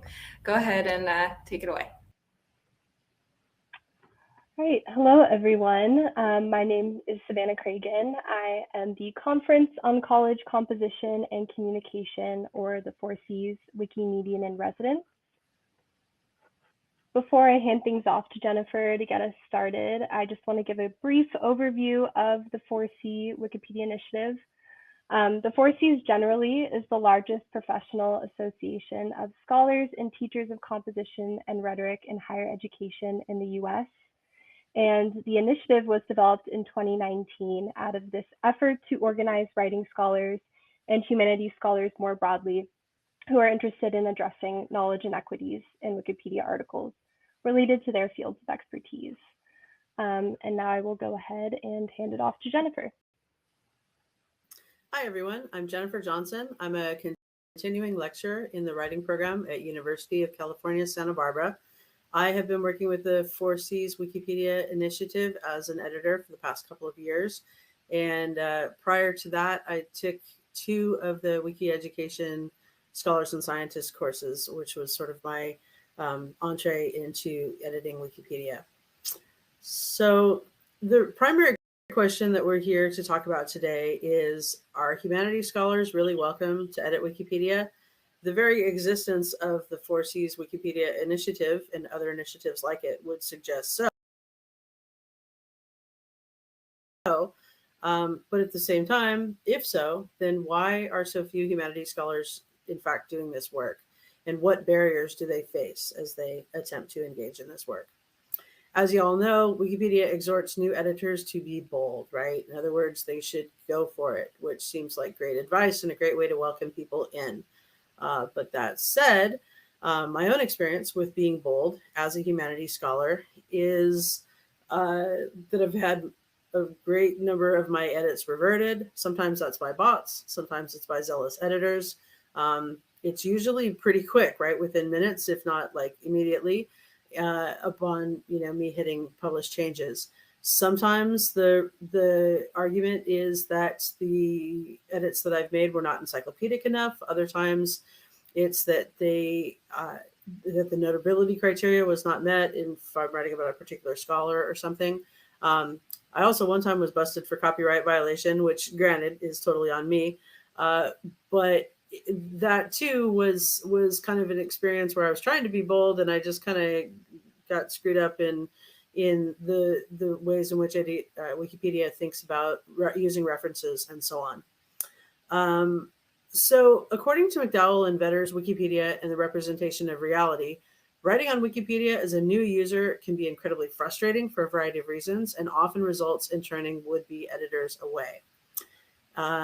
Another text, Ian Ramjan and Leanna Davis make a similar point in 5 Journeys from Wiki Education when they say, over time, we developed policies designed to codify quality standards.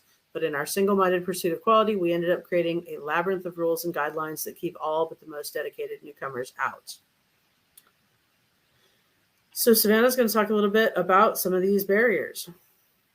Yeah, so what are some of these rules, guidelines, and editing processes that make it so difficult for scholars in the humanities to get involved? I'm going to broadly review 3 major barriers that I've observed from 4C Wikipedia Initiative participants. Before I dive in, I quickly want to reference that same book that Jennifer just did, Wikipedia and the Representation of Reality. They point out that, quote, to participate fully and equitably in the encyclopedia and to gain agency and power in that system requires a substantial amount of technical, procedural, and legalistic knowledge, end quote. And these procedures end up excluding many newcomers due to the amount of volunteer time needed to engage in and learn how to edit on a new platform that's not very intuitive.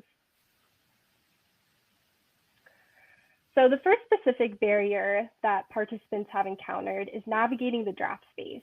And the draft space allows editors to submit article drafts for review by more experienced Wikipedia editors. And I used to really encourage scholars to post their article drafts for review in this space because scholars really like receiving feedback. They really like peer review. But this turned out to be a pit where participants were battling to get their articles published. And this led to burnout and constant battles over the notability of the article's subject. And I want to mention that many of the articles scholars create from scratch are biographies, because it's a bit more manageable than diving into direct editing on a more foundational or field-specific article in the main space. So one short-term solution that we are now implementing is kind of cutting out the draft space altogether and using an internal peer review process through the 4C Wikipedia Initiative's dedicated wiki project, Wiki Project Writing, which is like a collaborative hub for Wikipedia editors interested in improving articles related to writing. And I quickly want to show you an example of Brian. Brian is an instructor with the UCSB writing program and a fairly new Wikipedia editor who worked with Jennifer. He has been trying to get an article published on scholar Dr. Linda Adler-Kasner, but continues to try and fight for notability. And if you're new to Wikipedia editing, community-generated guidelines on notability govern what types of articles can be published on Wikipedia. So I quickly want to show you the draft article and what it currently looks like, so you can get a sense of, what the issues are and why it leads to so much burnout. So you can see that it first got declined 9 months ago, and it's still sitting here. And a lot of the comments are helpful to kind of get Brian more accustomed to writing in an encyclopedic style. But then some of them are mostly on, figuring out notability and just trying to make it so they justify that this person really needs to be on Wikipedia.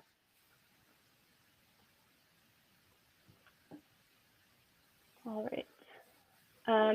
So investigating this problem a little bit further, it has become really clear through these experiences in the draft space that the current Wikipedia guidelines are biased towards traditional academic reward systems, which can exclude marginalized teacher scholars.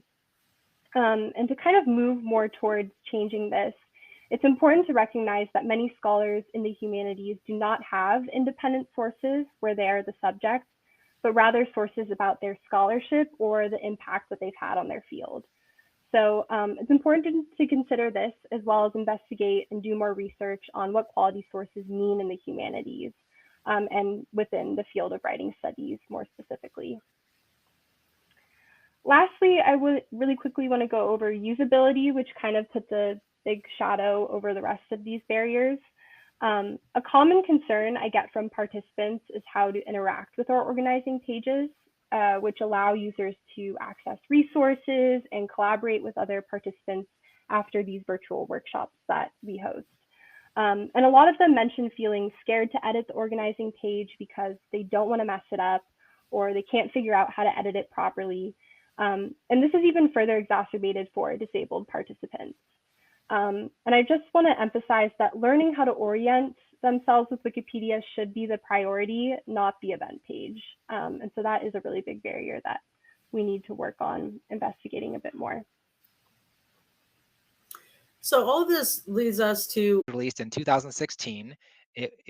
It was created by a company named Niantic in collaboration with Nintendo and the Pokemon Company. And it's available for iOS and Android devices. It's had over 1 billion global downloads. It's grossed more than $6 billion in revenue. And it's a lot of fun. So if you're interested in exploring the world and playing video games, this is a nice mashup of those two things. So I'd like to talk about how OSM appears in the game of Pokemon Go and kind of talk about some of the tags that are used and some of the responses that we can have to new editors of OpenStreetMap. So there are at least four different ways in which Pokemon Go uses OSM data. It uses it in the base map, it uses it in monster spawns and biomes, it uses it in nests, which are a special kind of biome, and it uses it in something called souvenirs. If there was just one thing that I could tell every Pokemon Go player who was interested in editing OSM, it would be this. Niantic takes periodic snapshots, which means that changes are not live. We do get a couple of people here and there who make an edit, and then they change it back in 2 weeks, and they're trying to test things out. For each of these 4 functions, Pokemon Go takes separate snapshots every month, every 6 months, every 2 years. It's very random, but the players kind of suss out when and how that's used. There are a lot of myths and misunderstandings in the Pokemon community, which is exacerbated by people who have imperfect knowledge, who are rushing to make clickbait articles or be the first on YouTube or social media. And so players use this information, sometimes imperfect information, because they're highly motivated to map in order to get Pokemon Go benefits, which makes sense, right? So the first one, and probably the easiest, is visuals, right? So Pokemon Go uses a variety of tags to show water, to show green space, to show buildings, to show highways as you navigate the real world inside this video game. The next several features, it's helpful to understand what an S2 cell is in order to understand how OSM is used. So if you imagine a globe and we divide it into smaller and smaller pieces, those are called S2 cells. It was originated by, I believe, Sidewalk Labs inside Google, and it's a really great algorithm to subdivide the Earth into smaller, more manageable pieces. Pokemon Go uses these S2 cells for a variety of functions, such as geo-blocking countries that shouldn't have access to their game, or Pokemon that only appear in certain regions, what kind of weather is going to appear in the game where you are, spawn points, gyms, all kinds of stuff. Each level might have a different function. Spawns use a level 20 S2 cell. So the world is covered in these tiny cells, and some of them do spawn Pokemon and some of them do not. The spawn data, the best theory where it came from is originally Niantic was housed under Google, and Google anonymized their cell phone mobile data, gave it to Niantic, and it appeared in their first mobile game, Ingress. That, when Niantic took over the Pokemon Go project, was inherited into Pokemon Go, and then Pokemon Go has made some changes, additions, or removals over the years. So the biggest one for us to watch out for as OSM users is probably footpaths. Footpaths at a couple of points have had Pokemon start to appear on them, and so we get footpath spam sometimes. And then also there are some tags which seem to remove spawn points, like schools and wetlands and construction. And then there's some limited evidence to suggest that maybe some kinds of railways and basins and power lines do so as well. Our best guess is that each of these cells has kind of a biome, which is derived from some known and unknown data. For example, being within a certain number of cells of a water feature seems to have a chance of making a biome a water cell, but there are so many unknown factors here. This is an ongoing area of research by the player base, and it changes with events, with the seasons, with the weather, so it's a very quickly moving target. Nests are a specific type of biome. So you will have these polygons which are imported from OSM, such as the infamous park, leisure equals park. And inside that polygon, instead of random Pokemon appearing, around a quarter of the time, a specific awesome Pokemon will appear, or maybe just something like a Spinarak. And so if you're looking for a specific kind of Pokemon, you might find where it's nesting, and then you head to that location, and then you can catch a bunch of them all at once. This is one of the big misunderstandings by new Pokemon players. It's that all parks equal nests. The truth is that there are lots of features that are accommodated in Pokemon Go for nests. This is the second thing that I really wish new Pokemon Go editors knew, that lots of features that make sense with ground truth can turn into Pokemon Go nests. So we have a lot of park spam, even though people could probably just cover their neighborhoods and their cities with the appropriate ground cover, and it would still be picked up by Niantic as a nest. So this is another area where we see lots of vandalism. The last piece of OSM influenced data is through buddy souvenirs. So this is not a huge game impact, but it's part of the game, and you can have a partner Pokemon who follows you around as your buddy, and they sometimes go off and find different items and bring them back to you. And it's a cute little thing that you can remember your Pokemon by. Some of these souvenirs only appear by certain features. So shells only by the coastline and river stones only by water and things like that. The Silk Road is an organization that's done a whole lot of research in this area. So if you're interested in this, I would encourage you to check that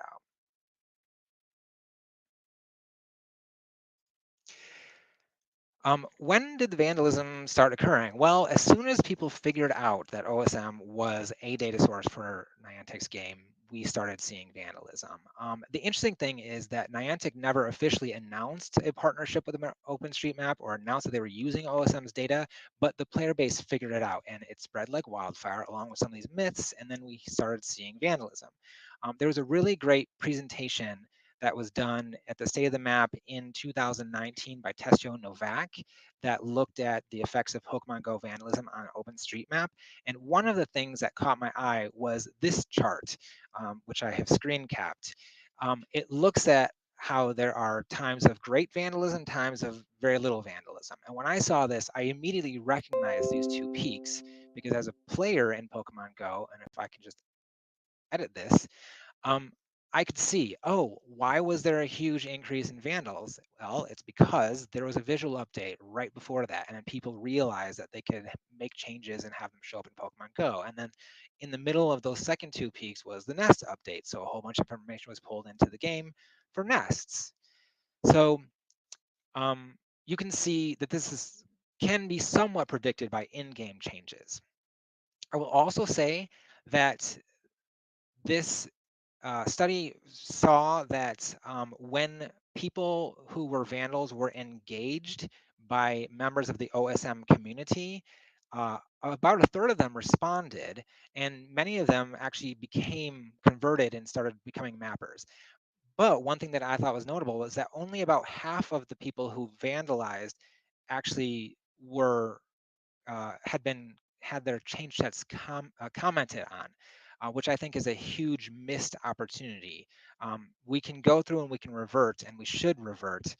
But while we're doing that, I think that we can encourage those people to join our community because Niantic has accommodated a lot of our tags to become part of their game. And also OSM is used for a wide variety of other functions. And I think the more people understand that, the more they value the project and database as is. The reason that I mention this chart is because very recently, Niantic has announced officially that they are updating the map, and this went on the Niantic blog. So we're going to have a bunch of new friends incoming. So get your OSM Cha filters ready and start looking for parks and footpaths and things like that. If you're on Slack, if you're on Discord, we've already been watching and looking at those. And see if you can maybe engage with some of these mappers and see if we can convert them while we are reverting them. I will say, I mean, all of us here probably agree with this, but OSM is the commons, right? The more people who understand how to appropriately use our tools, the better for everyone. I was not always a welcoming person, but over time I've realized the value of trying to encourage new people to be part of our community. If you're interested in more information on this, there's a really great page on the OpenStreetMap wiki, which is tips for new Pokemon Go mappers. So if you're not sure what to say to somebody who's vandalizing, you just copy them to the wiki. It's a great resource. The Silk Road has a science team. So this is a group of players of Pokemon Go who tried to suss out all the different mechanics inside the game, some of which are OSM things, some of which have nothing to do with us. And then the second link that's up there from the Silk Road actually has a timeline of the various snapshots that were imported into the game. So you can kind of see the patchwork of imports that has created this confusion in the Pokemon player community. And then also check out the State of the Map 2019 presentation. It was a really, really good one looking at vandalism. Well, thank you very much for your time. I am keeping an eye on comments. So if anyone has any chat questions, please let me know. You also can message me on OpenStreetMap. I am Christopher GS. Thank you very much. Great, thank you, Christopher. Okay, next up, we have Rob Chauhan. Go ahead and take it away. Thanks, Jess. And thanks to the Wikimedia Foundation and OpenStreetMap for hosting this Mapping USA co-conference. I'm Rob Chauhan. I'm dialing in from San Diego today. And I'm talking about making maps for nonprofits using OpenStreetMap data. So I have a link here that I think Jess is going to post out, but I'll post out as well. And it's filled with demos. I'm going to go through some of the demos and some of the key points. So this nonprofit we're talking about is based out in Lebanon, Oregon, and they're a nonprofit that's really good at getting grants and money to build trails, but they need help with maps to help get more attention. So we worked with them we approached them and said, hey, do you guys need help with the maps? And they said yes, but what we want has historical and as well see the map that's there. So when we built this map, we thought, oh, that's great. We're so lucky to work with these people. They were so appreciative to have the donated work. But the problem was the only way that people would see the map is if they physically went there. So yes, we can help you, but only for those 2 trails. And there's this whole other system out there called the internet that helps with distribution of map data that we would like to tap into. So I'll talk about that a little bit as well. I want to start with a couple of photos. This first photo is one of the kiosks. There's the map here, and then some historical photos. Then I wanted to show you on the website this legend. And this is a web representation of what's at the trailhead. And you can see there that we called out OpenStreetMap contributors as we should. So we have streets in black, very basic, proposed trails, and in yellow trails as existing. And then we have some symbology. And I wanted to call out the symbology we used was open source from the National Park Service. So instead of making our own trailhead icons and iconography, we just wanted to use what already had been figured out. Okay, so as you see behind me, here's a poster of the map. And then if you just only look on the website, there it is there. So what we're talking about is this section here is over on the left. We start with an OSM extract, and I'll walk you through all the types of products that I was able to make with this OSM extract and a bunch of technology in between. And this phrase I'm going to start with here is, I can deliver, and I did deliver, our team delivered the same map at the trailhead, in print, in web, and mobile, the exact same data. So I'll just kind of fly by some of the products. We have a 3-foot by 5-foot kiosk map, as I mentioned, a 20-inch by 30-inch poster. So we have maps for social media to help the nonprofit talk about the maps as they have events coming up. I have a couple mobile apps I can show you. One for a mobile app I built for Apple, and one that's for Avenza. Then we talk about the web components. Leaflet's a big part of the story, and then this technology called COG, or Cloud Optimized GeoTIFF. So, but let's go back to the diagram. How did we go from OSM extract to all of these? Well, we use other free and open source software for geospatial, or FOSS4G, and we use QGIS and the QGIS print layout. So the biggest part of the work was getting OSM extract and putting it into QGIS. Once we get it into QGIS using the print layout, we were able to generate something called a GeoTIFF, and it's raster based. So kind of vector-free printing here, just rasters only. Once we had that GeoTIFF, then that's where it kind of could split out. Once you have a GeoTIFF, you can put it on the cloud easily with Cloud Optimized GeoTIFF. You can cut it up for Leaflet.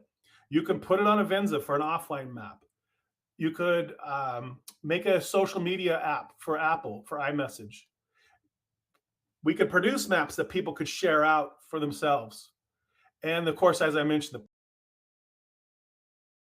printing. So did it start with the OSM extract? Yes. But was there other parts of the stack? Yes. And they're all free and open source software that I use for this entire stack. So just continuing with the website, I just kind of want to introduce you to, there's links here. So if you want more information on, you just hit the blue, of course. And this is what we did in 2020. Our 2020 initiative was to get that kiosk map. It was part of a ribbon cutting ceremony for the nonprofit that worked really well.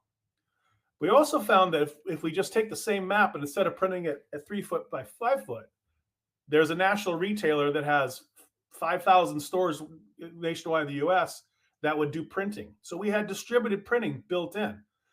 I had this GeoTIFF that I mentioned. It was 250 megabytes.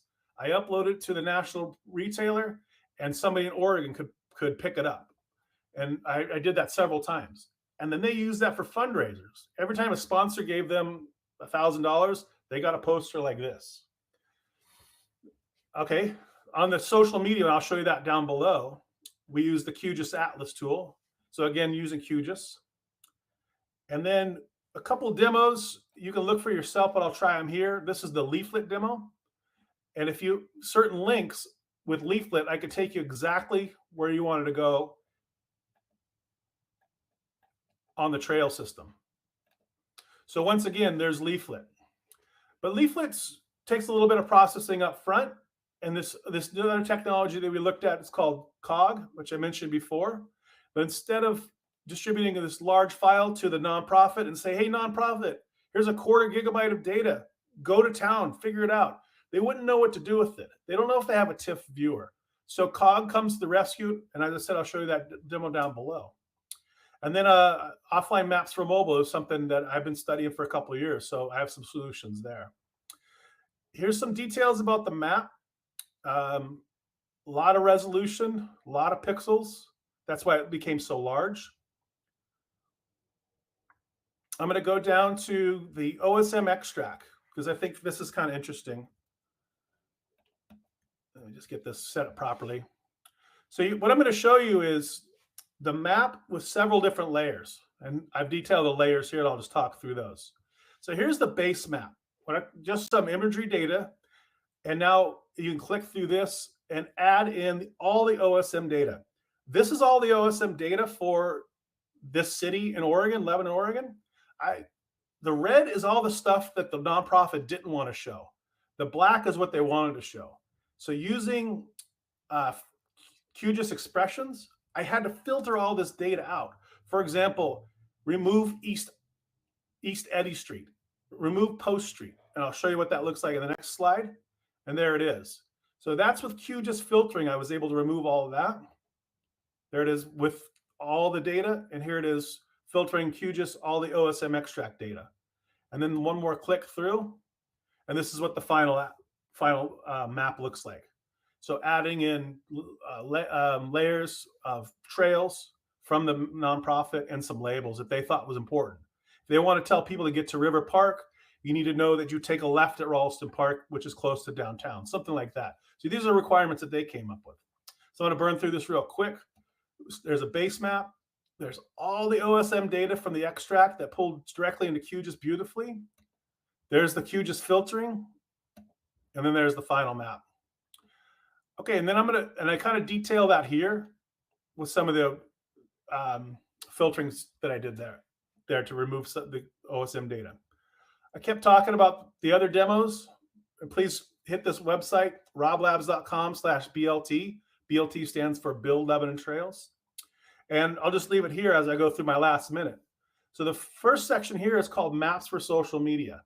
So what I thought of in QGIS is if I could cut up square images of their maps as they could use this for their Instagram page, their Facebook page, their Twitter page. It's already square. It's already made for social media like that.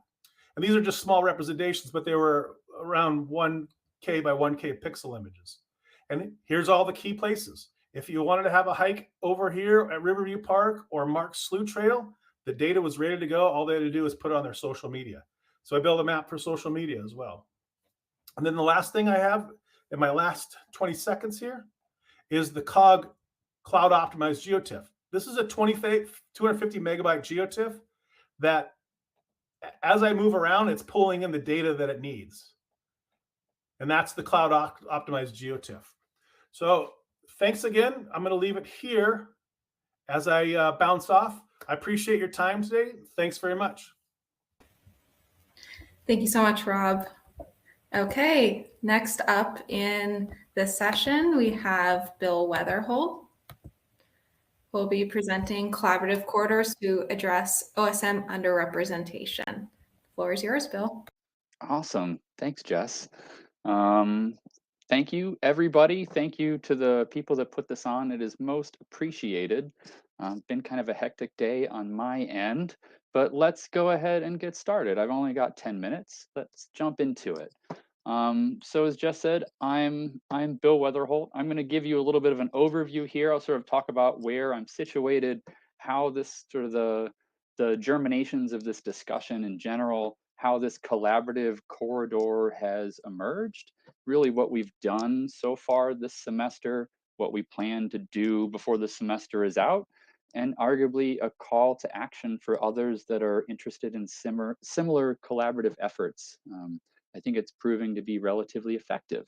So I am an associate professor of geography at Frostburg State in Western Maryland.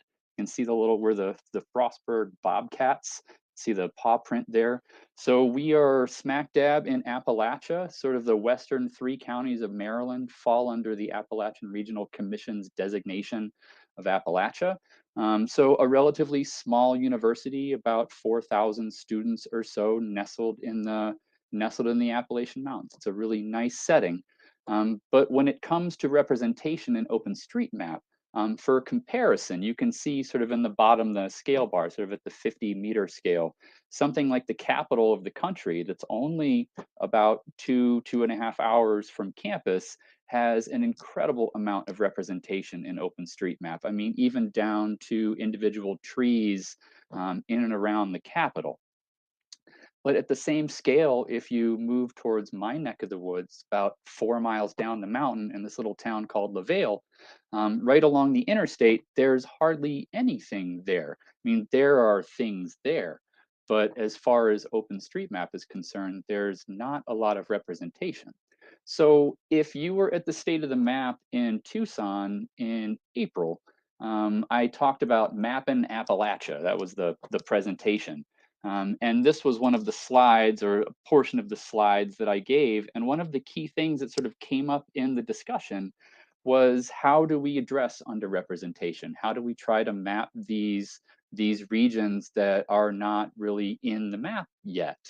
And one potential solution was to utilize key transportation corridors. And the National Road is the first federally funded highway in the United States. It was connecting Cumberland, which is the county seat here in Maryland, in Allegheny County, to Wheeling, West Virginia. So it basically connected the Potomac River to the Ohio River. And it still is a key corridor. And so I called on other individuals that would maybe be interested in the Appalachian region to try to contribute. Sorry, my watch is going off and stuff. Very, very distracting. And Dr. Thomas Mueller at Penn West University reached out, and we, over this semester, have engaged in conversation. And you can see sort of in terms of in OpenStreetMap, US 40, which Interstate 68 sort of parallels here around me, but then sort of breaks towards the northwest, towards Uniontown, and ultimately towards California, Pennsylvania, which is where Tom is located. There's about 70 miles between us. And so through discussion, excuse me, arguably a collaborative corridor has emerged between us and between our students.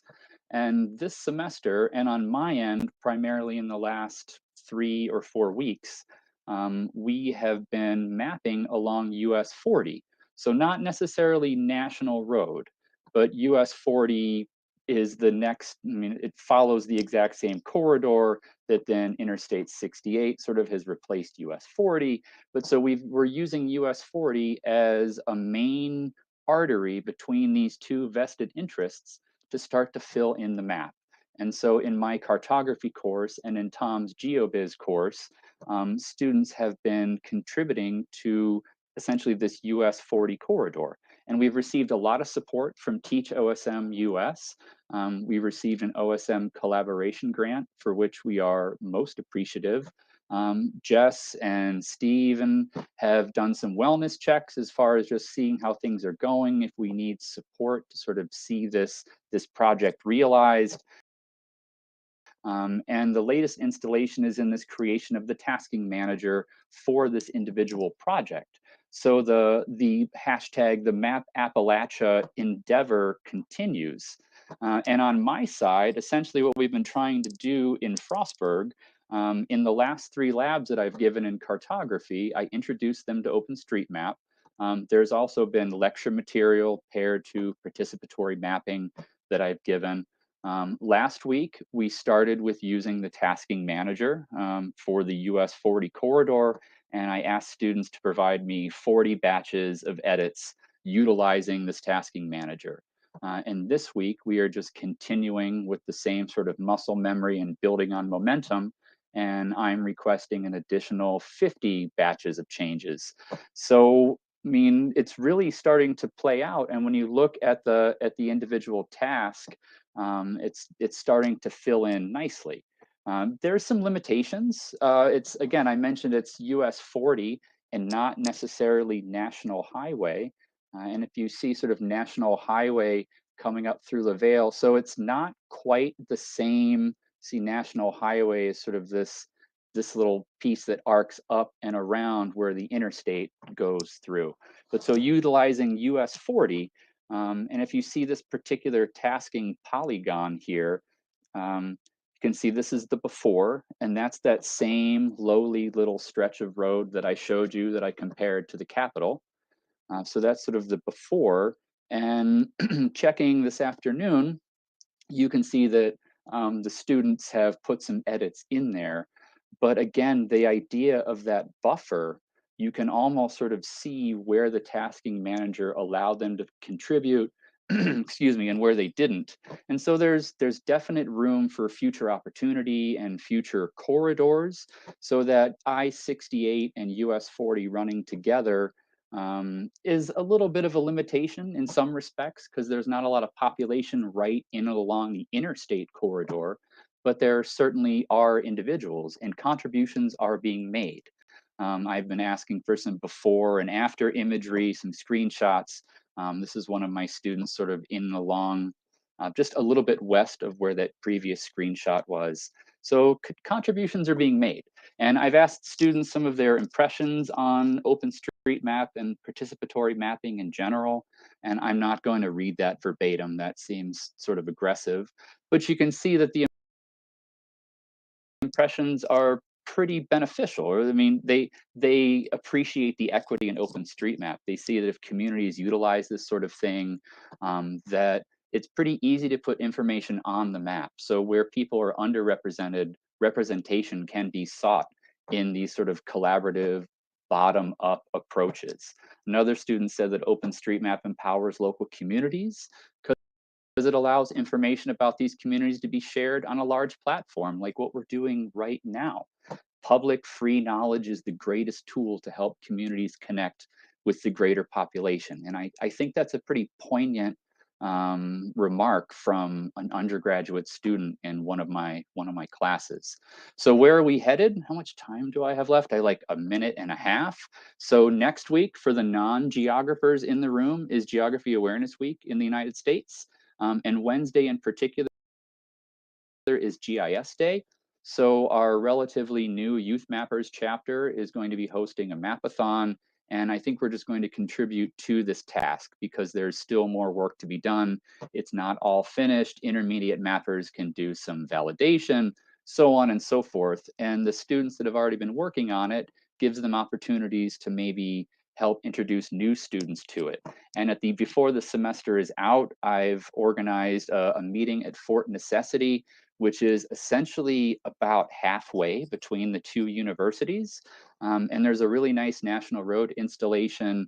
And if it all plays according to plan, it would be a good opportunity for everybody to get together and decompress and see what worked and what didn't. And as far as that goes, sort of that call to action, that I think this method is effective. It's just beginning. It's only a couple of weeks into this project or this experiment, but it's bearing fruit. I mean, the underrepresented areas are starting to appear on the map. So I think that this is an effective methodology if other universities or just vested OSM interests could come together that are in relatively close proximity to one another, that addressing underrepresentation can be done in a collaborative fashion. So I don't want to take up extra time. My timer just went off. If I'll check the Slack, sorry, not the Slack, muscle memory there. I'll check the chat, and you can see my OSM username and contact information there. So again, thank you very much for your time, and I'll leave it there. Thank you, Bill. Okay, that's the end of this session. We do have another block of talks coming up, but before that, we are going to take a short break. So please rejoin us at 5:30 Eastern or in about 7 minutes. Thank you.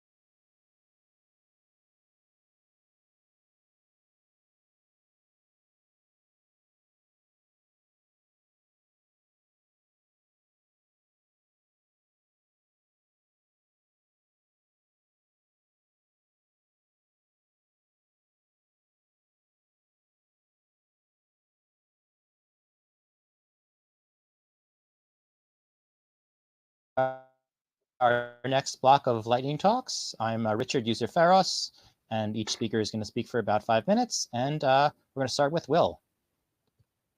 Hello. Hello. Hi, can you hear me? Yeah. Great.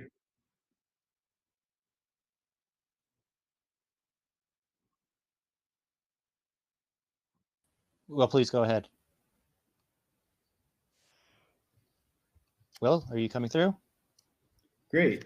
Thank you, Please. Richard. Hi, I'm Will, user Will540art, and today I'll be talking about editing Wikipedia, specifically about how a pear tree led to this article, Cartography of New York City. This is an article that I started about a year ago, and Richard's going to put a link to it in the chat. This is a really great article that details the history of New York City. So how did I come to write this article, and how did a pear tree inspire it? Well, let me take a step back and tell you about the local chapter of New York City Wikipedia editors that I'm a part of, Wikimedia New York City. This is a local chapter that's been hosting editathons since 2009. And if you don't know what an editathon is, it's an event where Wikipedia writers get together and edit Wikipedia.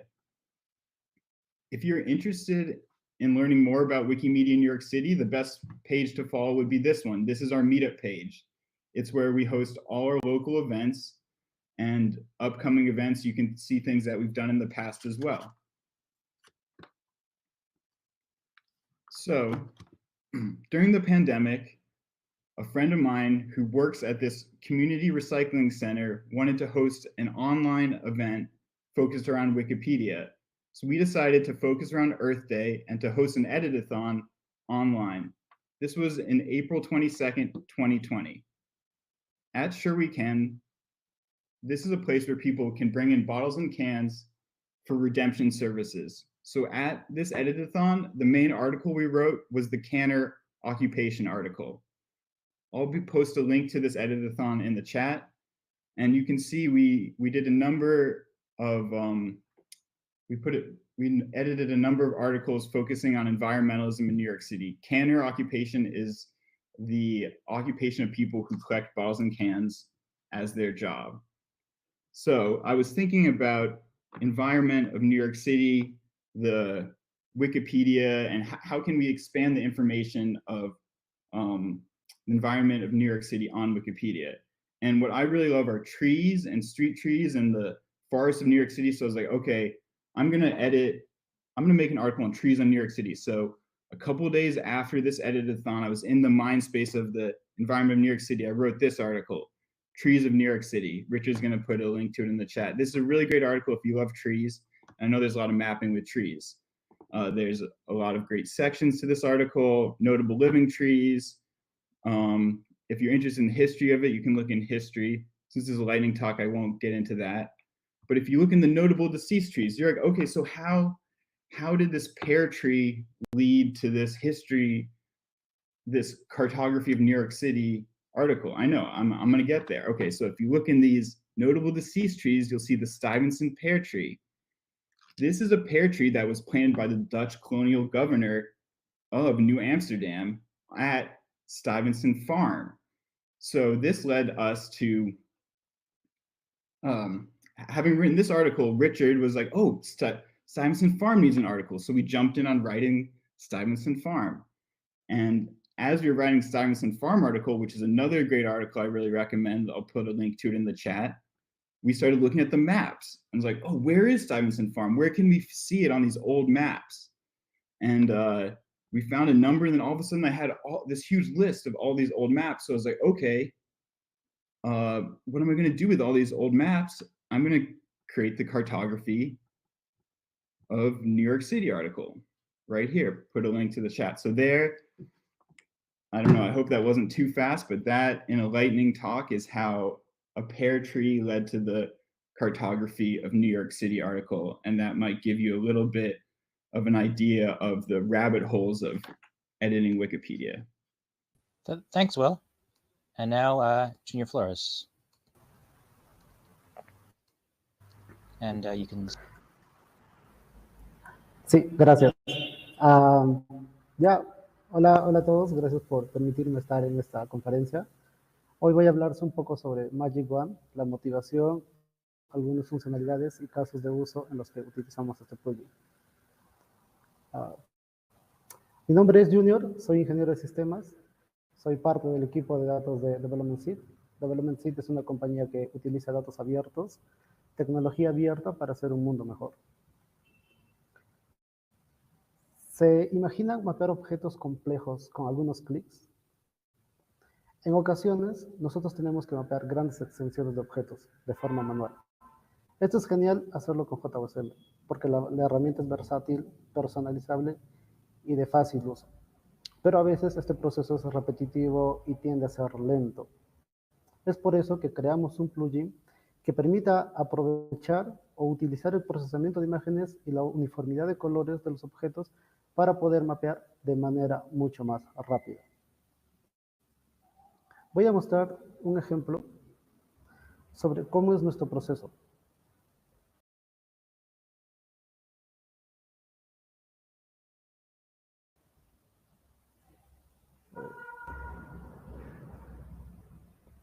Okay.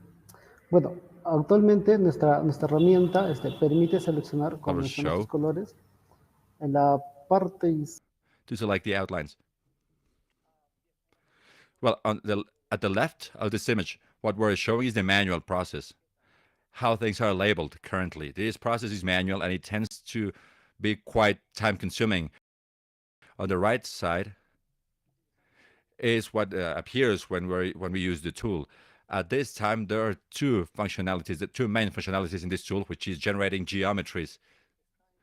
And it is based on clicking on different areas and then creating this geometry.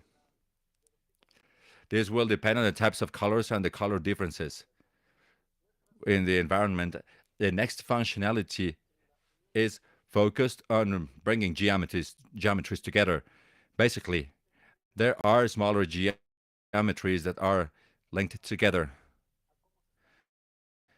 depending on how these geometries are being mapped. This tool to merge geometries comes in handy when we want to map large extensions of land, and this tool enables us to combine geometries that have been created using the tool, as well as using the geometries that are being created manually. So then, in which cases is this tool useful? Well, when the area that we want to map has well-differentiated colors, when the area contrasts importantly with the area that surrounds it. So in those cases, this tool works properly and it helps us improve speed in the mapping process. However, in certain cases, this tool is not fully usable because there are objects that need to be separated, that need to be differentiated. And these elements sometimes share the same colors. In those cases, the tool doesn't work quite well. For that, we have decided to use manual processing.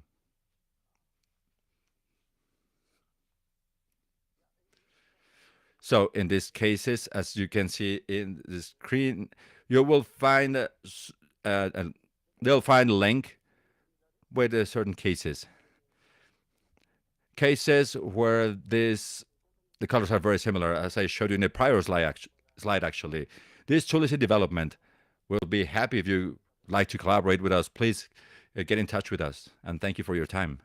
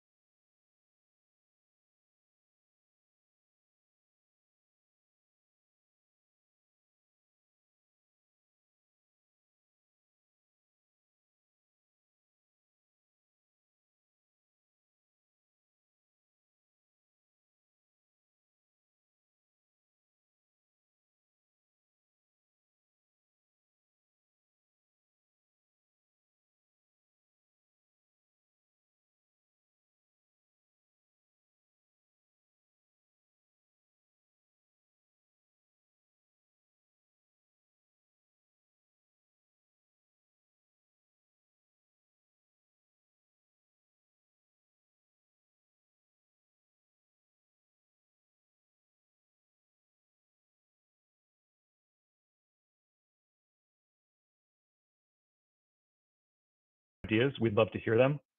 Please get in touch and check out MapSwipe on the App Store. Thank you.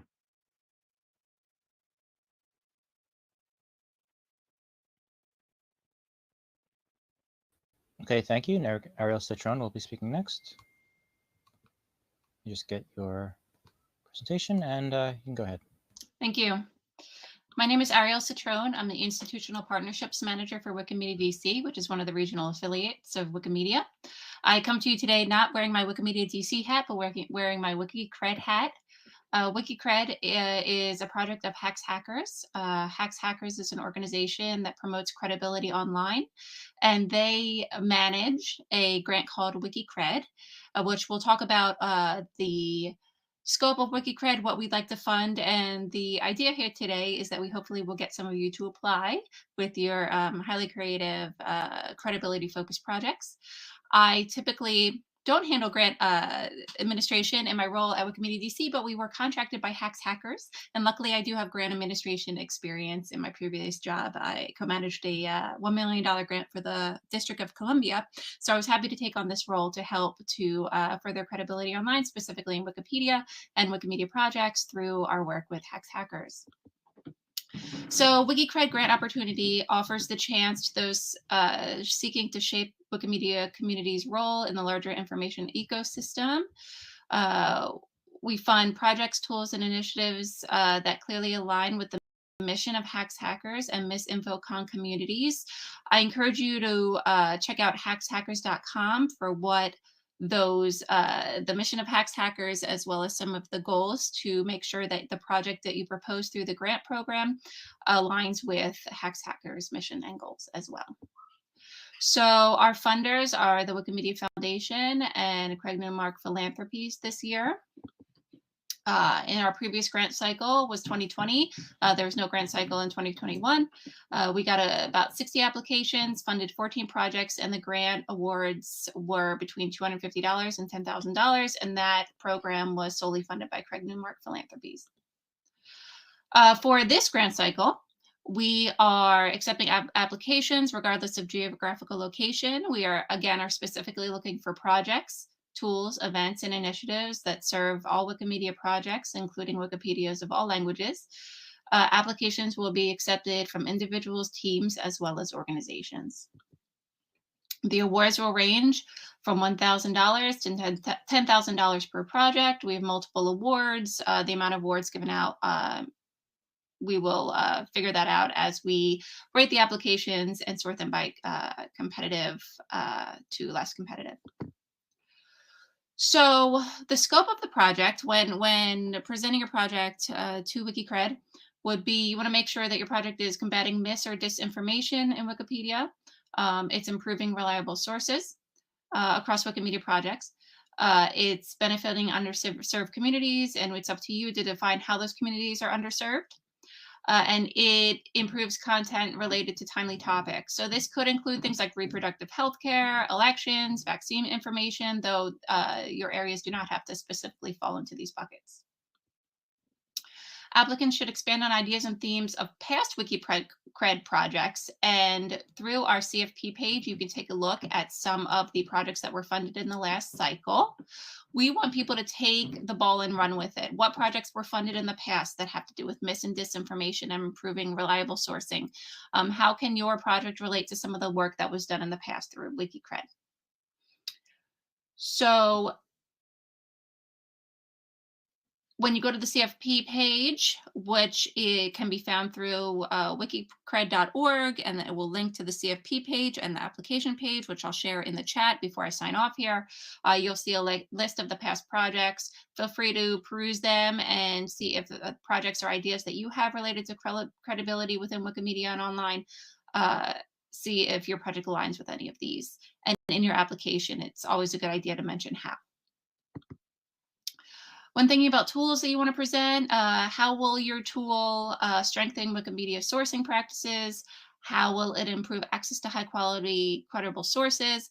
How will it lead to better citations? And how will it help users assess source quality? For projects, again, always back to sourcing. How will your projects or initiative improve sourcing, encourage users and editors to think critically. How will it improve assessment practices across Wikimedia projects? How will it provide resources that help address content gaps? And how will it help communities engage in crossover or encourage partnerships? So if you have a program idea, you would think about how will it encourage Wikimedians and other artists, audiences to prioritize credibility. So you could incorporate your work with universities or in the media front.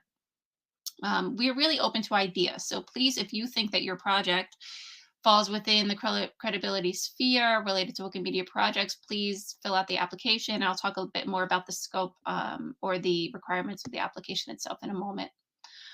If you have a project that you think would fit, you'll be invited to present at a webinar. This won't be a webinar to the grant review panel, but instead it will be a webinar to the larger community where you can talk about your project. Logistics. This is our timeline. Application portal opens on September 1st. The deadline is November 28th. Make a note of this.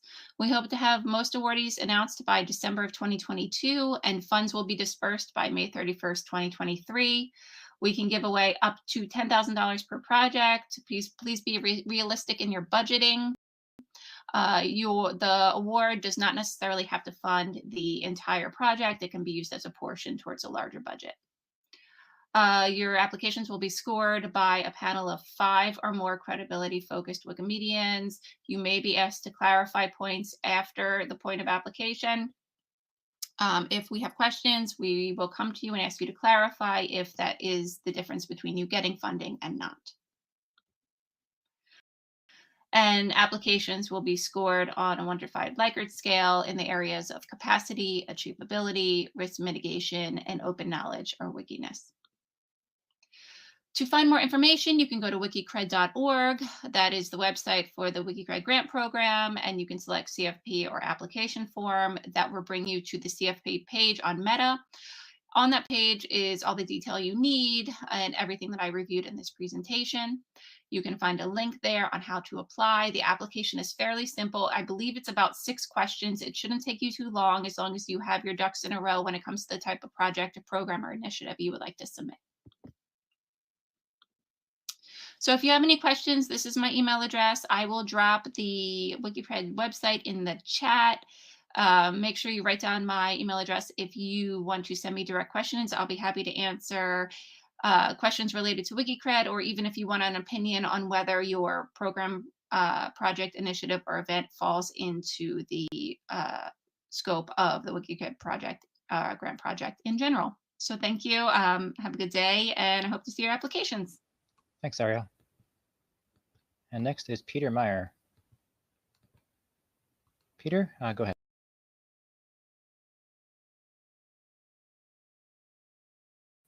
Peter, I'm afraid you're going to have to unmute. Right. Hi, colleagues. I'm going to talk about the future of the North American affiliates. And by affiliates, I mean the user groups and such like organizations that are associated with the Wikimedia Foundation. The term chapter is used for the ones that are formally nonprofit organizations.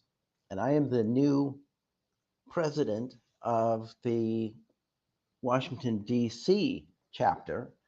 And that meant this year I had to sign many official documents, tax forms, bank forms, business licenses, and grant submissions for the chapter.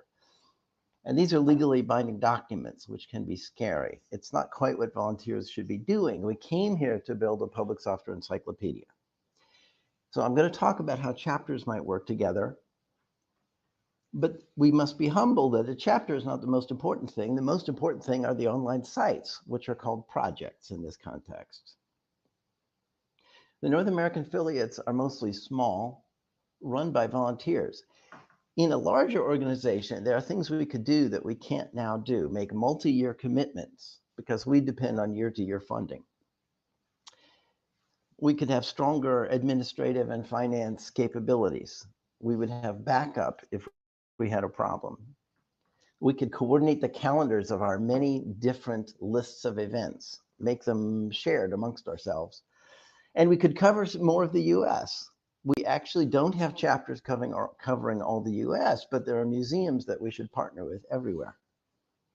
OpenStreetMap, it's been nice to work with them on this conference and to see how they do things. They have a better arrangement with one large US organization. It has staff, doesn't need very much, and very large volunteer participation too. Now, the Wikimedia Foundation wants us to find some way to work together. The term they use is hubs, and they are offering grants, pilot efforts to work together, creating a pilot hub project.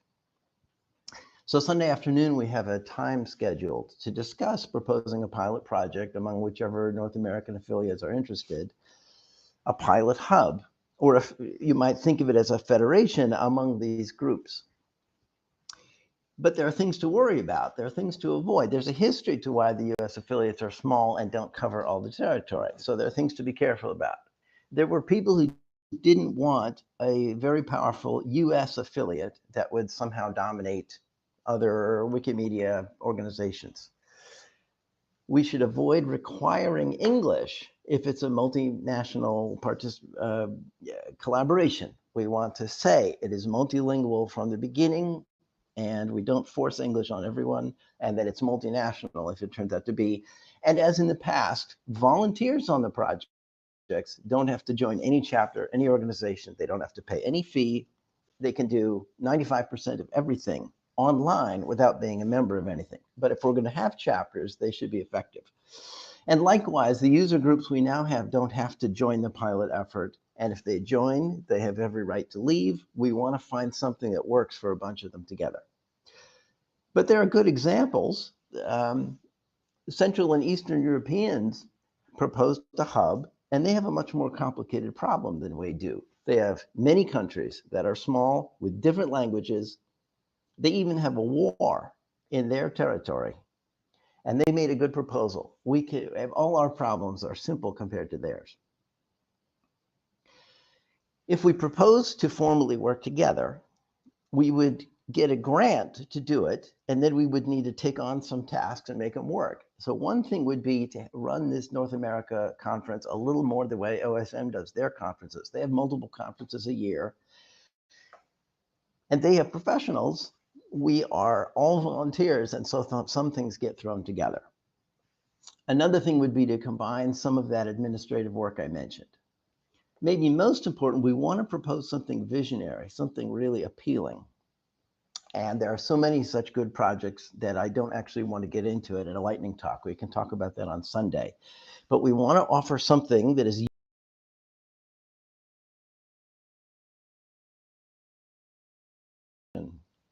but actually, this is what we joined to do. Volunteers love to work on projects like that. So I don't think it's the hardest part, but we need to pick something that is very feasible. So the next step would be meet at 3 o'clock Eastern time on Sunday, if this affiliate rearrangement suits you, or email me or any of the other chapter officers of any chapter or user group. We should brainstorm, we should compare it to OpenStreetMap and to other organizations that have user groups around the world. Pick a feasible set of things that we can propose to do next year. Find consensus that we can do it, and then file a grant proposal. That's really quite doable. They're looking to say yes. And I've spoken a little bit naively and directly about it. There are a lot of people on this call who know much more than I do. So we do need a lot of input. There's a good chance for making this work, and we should try, because together we could be strong. Together we could be smart. Thank you.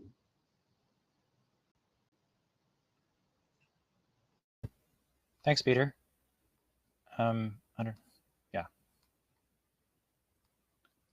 don't know if we have some, thank you for all the lightning talk presenters. I don't know if we have some plans for the rest of the conference. Perhaps Maggie, you want to announce it, or Peter? Or We were Jess? going to take a little break and then make last announcements before the social time. Yeah, go ahead.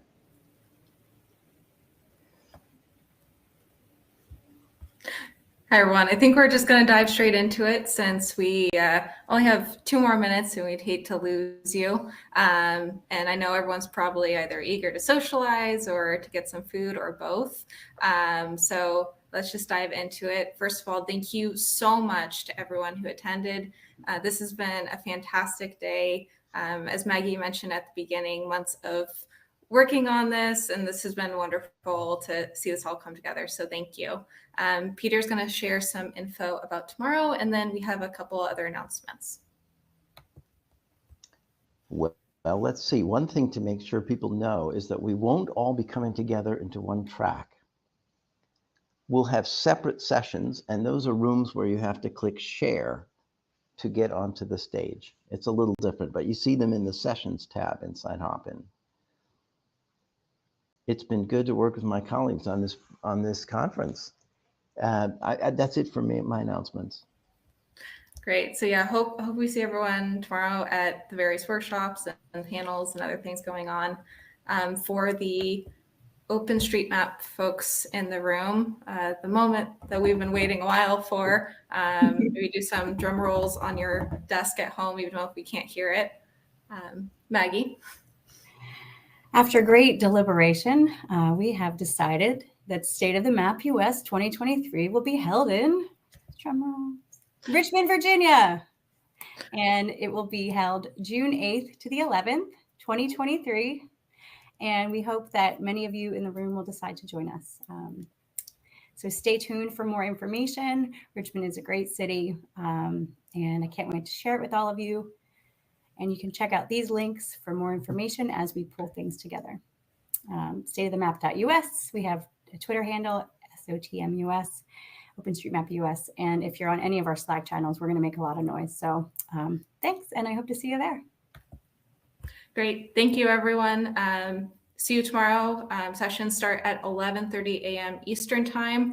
We will have the sessions for socializing open through 7 o'clock. The platform will stay open past that time, but our moderators and safe space volunteers will be here through 7 o'clock. So please use that time. The sessions, you can navigate to that on the back in the reception on the left-hand side and pick any of the rooms. You're also welcome to use the networking feature. So once again, thank you. Have a great night.